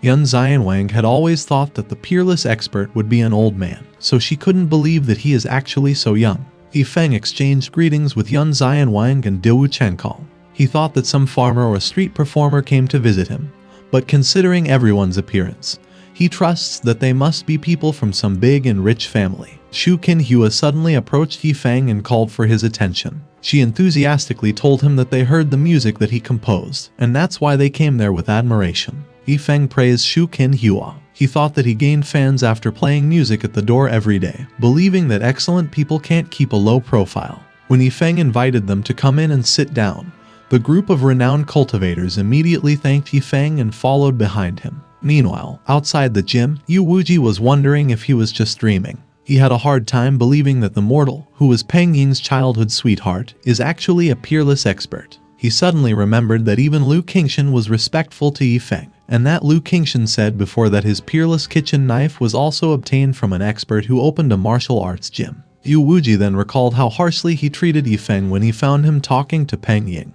He immediately ran away, realizing that it would be over for him if he stayed there any longer. However, he suddenly exclaimed and stopped running. Lu Qingshan was actually blocking his way. Lu Qingshan said to Yu Wuji that he was already given a chance to live but still brought trouble to Yi Feng yet again. He told him that a trash like him didn't deserve to live in that world, saying that Yu Wuji should go to hell and repent. Inside Yi Feng's house, the guests couldn't keep themselves from trembling as they looked at the things around them. They were taken aback by the treasures in the martial arts gym, since such a peerless expert with such a huge accomplishment was simply unheard of. Wu Changkong felt that everything there exuded the aura of a holy treasure, or even higher. Suddenly, Yi Feng turned pale and started sweating heavily. When Yi Feng called her name, Yun Xianwang immediately responded. Yi Feng pleaded with her to get him a piece of paper from the pile of rolled papers behind her. Yun Xianwang was startled when she unrolled a paper and saw what was in it. The thing that was painted on the paper was a Kirin. Yun Xianwang was in disbelief, seeing that the Kirin actually had spiritual consciousness and life. She thought that the value of the painting alone was overwhelming for sovereign-grade treasures. Yun Xianwang was trembling when she gave the paper to Yi Feng. While he was receiving the paper, Yi Feng apologized and said that his stomach was a little upset. After saying that he'd leave for a moment, Yi Feng told everyone to feel free to look around for themselves. The guests couldn't help but scream internally as they watched Yi Feng tear the paper. The guests became depressed, they cried and said goodbye to the priceless treasure. They couldn't comprehend how Yi Feng could do such a rioting thing as wiping his ass with a godlike painting that was comparable to a sovereign-grade treasure. They then remembered that there were still many more paintings in the cabinet, and that they had permission to look around. They immediately ran towards the cabinet, saying that there's no time to lose. Wu Changkong unrolled a paper and feasted his eyes with Yi Feng's unprecedented artistic conception. He imagined himself being on top of a cliff as he started his journey to catch all of the mystical beasts. At the same time, Yun Xianwang and Shu Qinhua imagined themselves facing mythical beasts that they were trying to catch. It was obviously just a simple landscape painting and a picture of mythical beasts, but they felt like they'd been sucked into another world. The guests noticed that the powerful artistic conception of the painting made them gain a lot at a glance. Diu Zhen asked everyone to look at the paper that he unrolled. Written on the paper was Lu Jiayan's poem. Through the ages, I was the only one in the world who could break the heaven and earth by just stepping on them, and there was no one like me who could hold the sun and moon and pick the stars. As they read the poem, the guests wondered if it were the true portrayal of Yi Feng. After looking around for quite some time, the guests found out that everything there was so stunning. They couldn't help but feel that they, who came from big sects, were no different from the country bumpkins who just entered the city. With nothing to wipe his hands with, Yi Feng was glad that a paper was left lying on top of the table. While Yi Feng was delicately wiping his hands, the guests just silently stared at him as they tried their best to hold back their comments. The moment the paper was thrown away, Shu Qinhua asked Yi Feng if she could have the paper. Yi Feng told Shu Qinhua that it was just a simple piece of paper that was meant to be thrown away. He informed everyone that he usually uses it as toilet paper, or to wipe his hands or something, and said that it can be considered the best use of it. Wu Changkong had a hard time accepting the fact that every time Yi Feng went to the toilet and wiped his hands, he had to use two pieces of paper that were comparable to sovereign-grade treasures. He thinks that even if they were the top few major sects in Nansha, if the treasures possessed by their sects were put together, it's only worth 1 or 2 sheets of Yi Feng's tissue paper. In Wu Changkong's perspective, the last time Yi Feng went to the toilet, he was gone to wipe off the heritage of one of their sects. Remembering that they still had some spicy strips left, Yi Feng asked Zhang King to put them on a plate and serve them to their guests. Wu Changkong asked Diu Zhen what the spicy strip was, but Diu Zhen didn't know either. Moments later, Zhang King entered the house. Wu Changkong was shocked. The moment Zhang King came near him, all the blood in his body became unstable. He couldn't help but wonder if Zhang King's bloodline had a natural suppression on them. Although Wu Changkong couldn't see Zhang King's cultivation base, he thinks that Zhang King must have at least had a martial saint realm or martial supreme. Yi Feng introduced his one and only apprentice to everyone. He said that although Zhang King looks young, he is actually 16 years old. Wu Changkong was hurt. He was a self-proclaimed genius, but when he was 16 years old, he was still playing in the mud in Nansha. Yi Feng told his guests to try some homemade snacks since there's nothing good to entertain. Since Yi Feng had already said so, the guests simultaneously took a strip and ate it. Yun Xianwang was surprised to discover that the seemingly ordinary snack was actually a high-grade elixir. As she tried her best to contain the burst of energy, Yun Xianwang thought to herself that there were simply treasures everywhere in the gym. Everyone felt the effect of the snack, but due to etiquette, no one dared to touch the second one. When Yi Feng noticed that the guests had stopped eating, he thought that it was because the taste wasn't good anymore. Yi Feng told everyone that he'd better get rid of the spicy strips because they were in place for a long time. After apologizing for the intrusion, he called Ao King. Ao King immediately ran towards Yi Feng. Shu Qinhua was alarmed when she felt an overwhelming demonic aura. Seeing that there was a heaven-devouring demon wolf in the demon celestial realm, the guests started having cold sweats. Yi Feng took the plates on the table and threw the spicy strips towards Ao King. The guests couldn't help but have heartache as they watched Ao King eat all of the spicy strips that were supposed to be for them. After a bout of wolfing down the food, Yi Feng praised Ao King for eating everything clean. Since his job was already done, he told him to go out and play. The guests were regretful. If they had known, they would not have been polite and would have eaten a few more. Noticing that the atmosphere was a bit stiff, Yi Feng wondered what was wrong with everyone. Yi Feng suddenly remembered that everyone came there because they admired his music. He informed them that although he wanted to express his gratitude by playing a few songs, he couldn't do so because his guitar broke a few strings. The atmosphere got even stiffer, causing Yi Feng to feel a little bit guilty. Everyone was already feeling hopeless about getting some opportunities, but then they suddenly thought of something. The guests simultaneously had a sudden realization. They believed that the matter should not be that simple. Using their little brains, they speculated that Yi Feng should already have the perfect instrument to play since his house has treasures everywhere, and should have everything that he needs. They all rushed in like a swarm, just thinking of how to get an opportunity, but even after eating spicy strips and observing calligraphy and painting, there was not the slightest expression. Yun Xianwang thinks that it has obviously caused Yi Feng's displeasure, and the spicy strips were poured for the dog to eat because of it. Shu Qinhua told Yi Feng that it just so happens that she still has a piece of heavenly silk at her place that she's willing to give to him. Having lost the opportunity to take the lead, Dewu Chengkong couldn't help but curse. Heavenly silk is the treasure of the Heavenly Magic Sound sect. The magic music ancestors Heavenly Music Zither also only has a small piece of heavenly silk on the zither.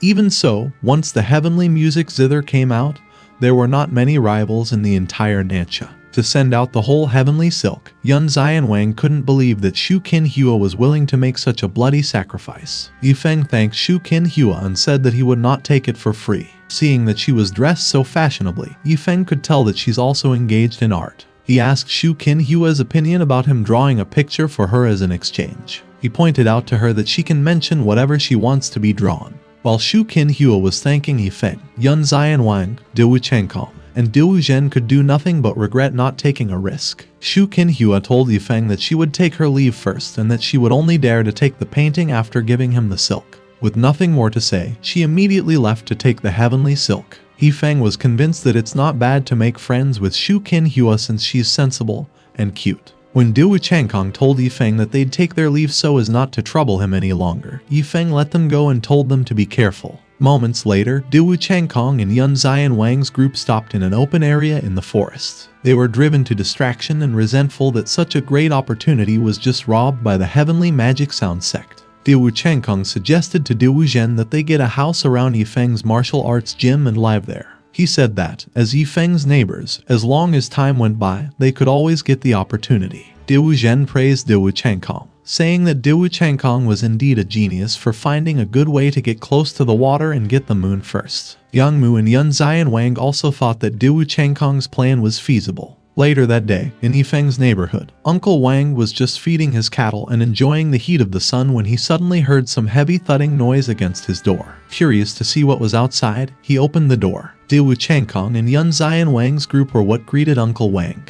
Uncle Wang asked them why they were looking for a little old man like him. Dewu Chengkong told Uncle Wang that they had taken a fancy to his house and wanted to buy it, saying that Uncle Wang could offer any price for it. When Uncle Wang said to Dewu Chengkong that his house was not suitable for him because it was dark and gloomy, Dewu Chengkong told Uncle Wang that they wanted his house because it was top-notch in terms of orientation and all aspects. He then assured Uncle Wang that they were willing to accept any offer he made. Uncle Wang told Dewu Chengkong that he should just forget about it. He explained that money didn't mean anything to him since he was already at the end of the rope, and that he had lived in that place for so many years, as well as having so many memories. Diu Changkong and Yun Zian Wang shared a knowing glance. Uncle Wang was alarmed by the sudden change of atmosphere. Diu Changkong revealed to Uncle Wang that they were cultivators, while Yun Zian Wang said to Uncle Wang that since he didn't want money, they could give him an elixir to prolong his life or even a mansion. Despite the offers, Uncle Wang still insisted on not selling the house. Yang Mu advised Uncle Wang that since he was already at the end of the rope, it was better if he did what he was told to do,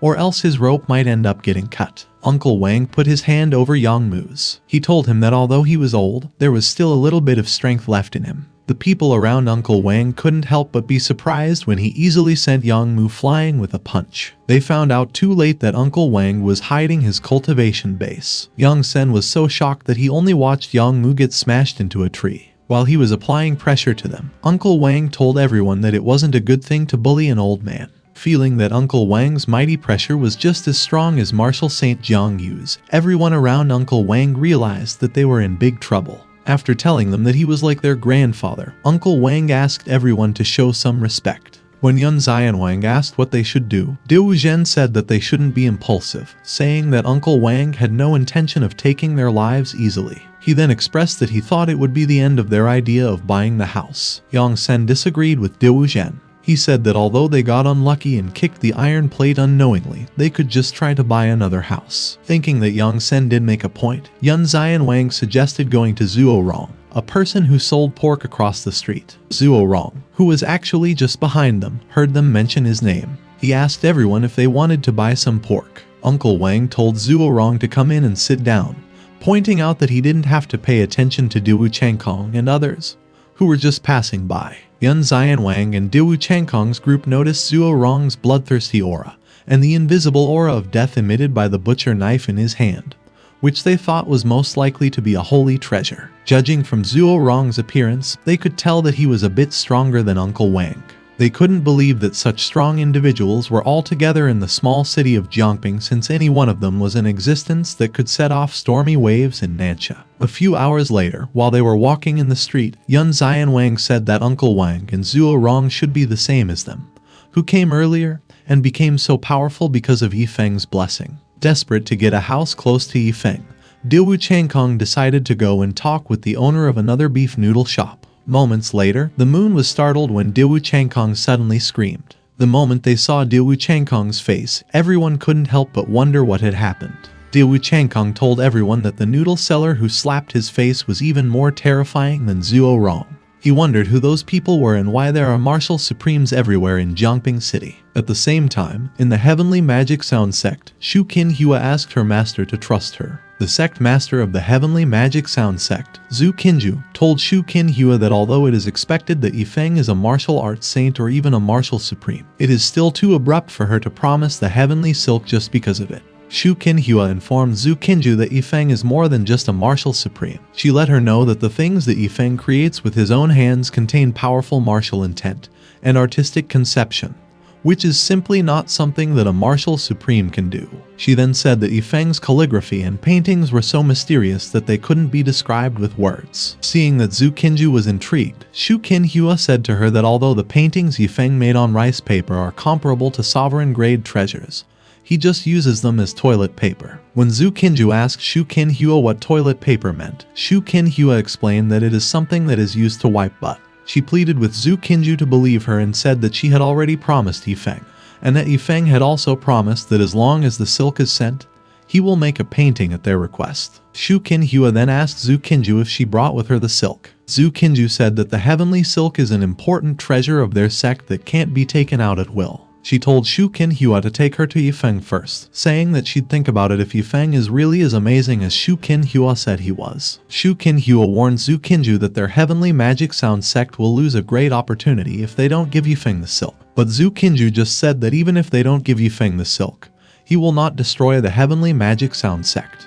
The heavenly silk was a treasure that was infinitely close to the sovereign-grade treasure, so Zhu Qinju was skeptical that there was an opportunity that was comparable to the value of the heavenly silk itself. 3 days later, someone knocked on the martial arts gym's door. Yi Feng was surprised when he saw the person. After asking her why she came, Yi Feng invited Yun Zian Wang to come in and sit down. Yun Zian Wang thanked Yi Feng for his hospitality. She told him that she heard him say last time that the string on his guitar was broken, so she went back and found the Hongtu silk. Yun Zian Wang said that she didn't know if Yi Feng would like it since the Hongtu silk was not as good as the heavenly silk mentioned by Shu Qin Hua. She then expressed that she hoped that Yi Feng would accept it as a token of her appreciation. Although she thought that the Hongtu silk was nothing more than a waste in Yi Feng's eyes, she still brought it since it was the only alternative she could find. Yun Zian Wang got nervous when Yi Feng started talking. She was surprised when Yi Feng told her that she was too kind and said that he would accept her kindness. When Yun Zian Wang asked Yi Feng if what he said was true, Yi Feng told her that it was true that she was very kind.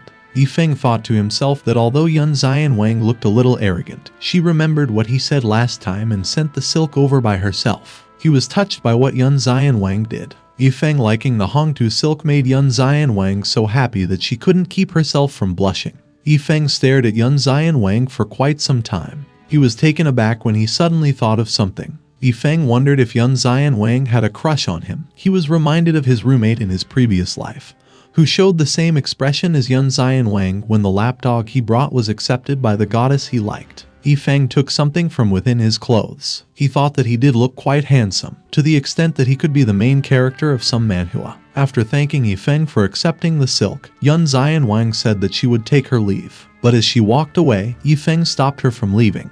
While he was feeling a little embarrassed, Yi Feng gave Yun Zian Wang a nice pair of calligraphy and painting. He told her that the last time he saw her, he noticed that she also liked those things. Yun Zian Wang was extremely surprised, seemingly not expecting that she'd receive something in return.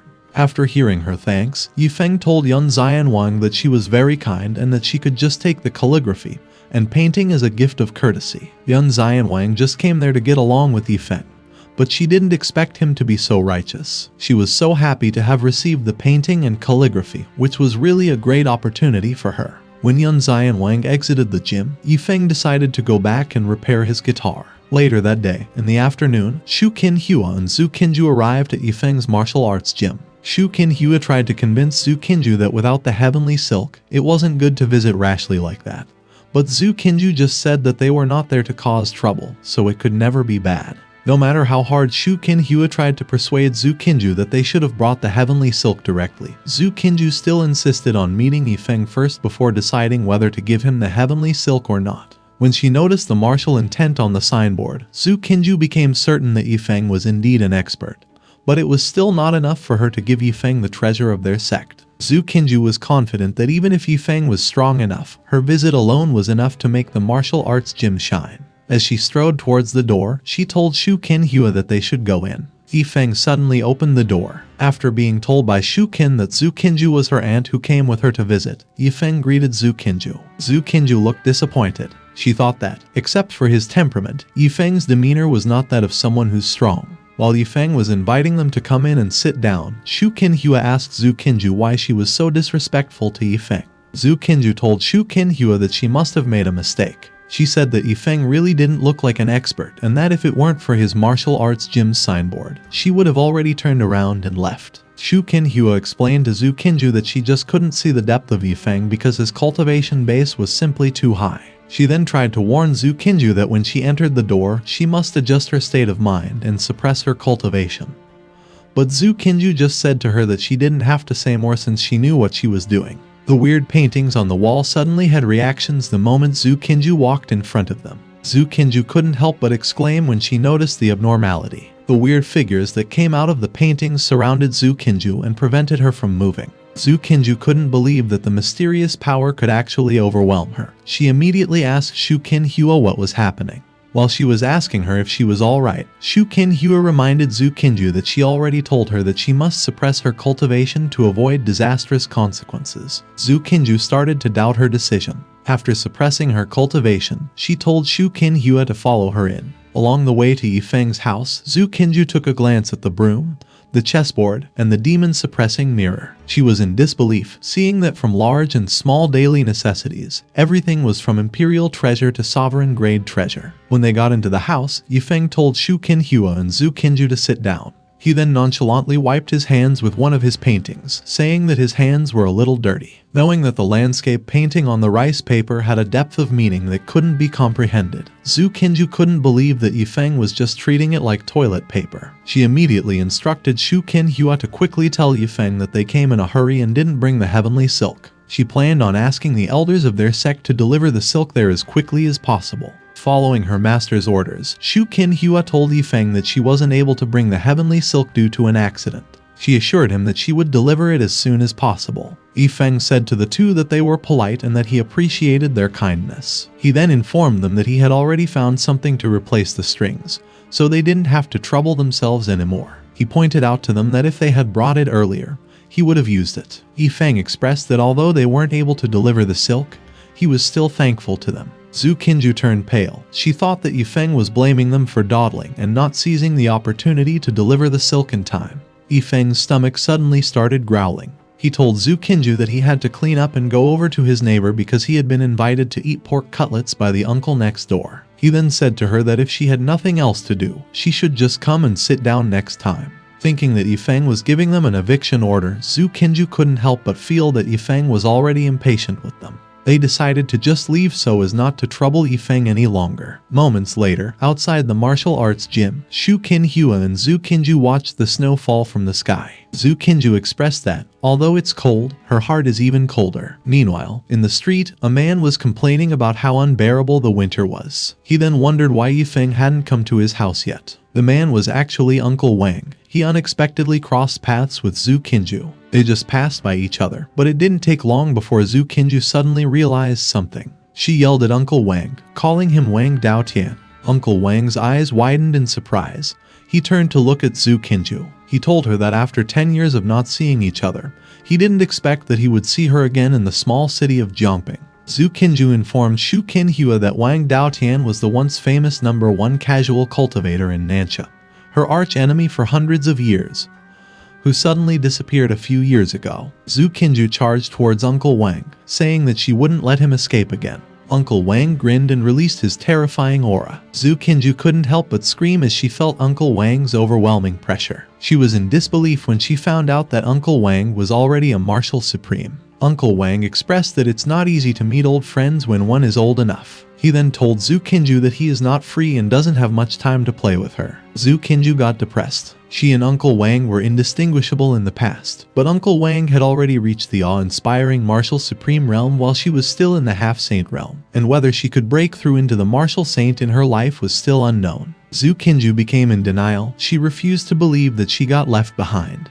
But she couldn't help but wonder what it was that allowed Uncle Wang to dump her so far away. She suddenly thought of Yi Feng's martial arts gym. Shu Qinhua got confused when Zhu Qinju suddenly mentioned the martial arts gym. Zhu Qinju said that it's the martial arts gym. It's the unfathomable young man inside who made a half-saint, in a few short years, leap to the top of the world and became an existence that is strong enough to walk across the entire Xinjiang continent. She told Shu Qinhua that she thinks she has to go back to their sect for a period of seclusion. At the same time, outside Jiangping City, Night Breeze was yet again caught in a difficult situation. While the skeleton was playing with him, Night Breeze thought to himself that he should be under the ground, not there. When the skeleton asked Ao King if the centipede that they picked up from the tomb was male or female, Ao King said that it should be male. The skeleton expressed that Ao King told him before that his thing was so strong that women couldn't play with it.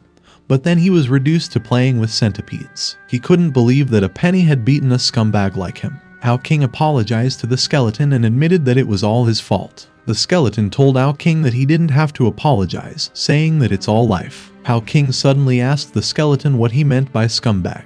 The skeleton said that he heard it from Yi Feng and that the people who worked in the field often praised Yi Feng as a scumbag. He said to Ao King that he thought that scumbag should mean something like a pretty boy. Ao King expressed that the skeleton was undoubtedly a scumbag. He then told the skeleton that he didn't have to worry about the money, saying that they could just find a new place to make money. Ao King's words restored the skeleton's confidence. He decided to go look for some money and make a comeback. Night Breeze managed to escape from the martial arts gym, but in the end, he was still caught by them. He couldn't help but wonder when that day would end.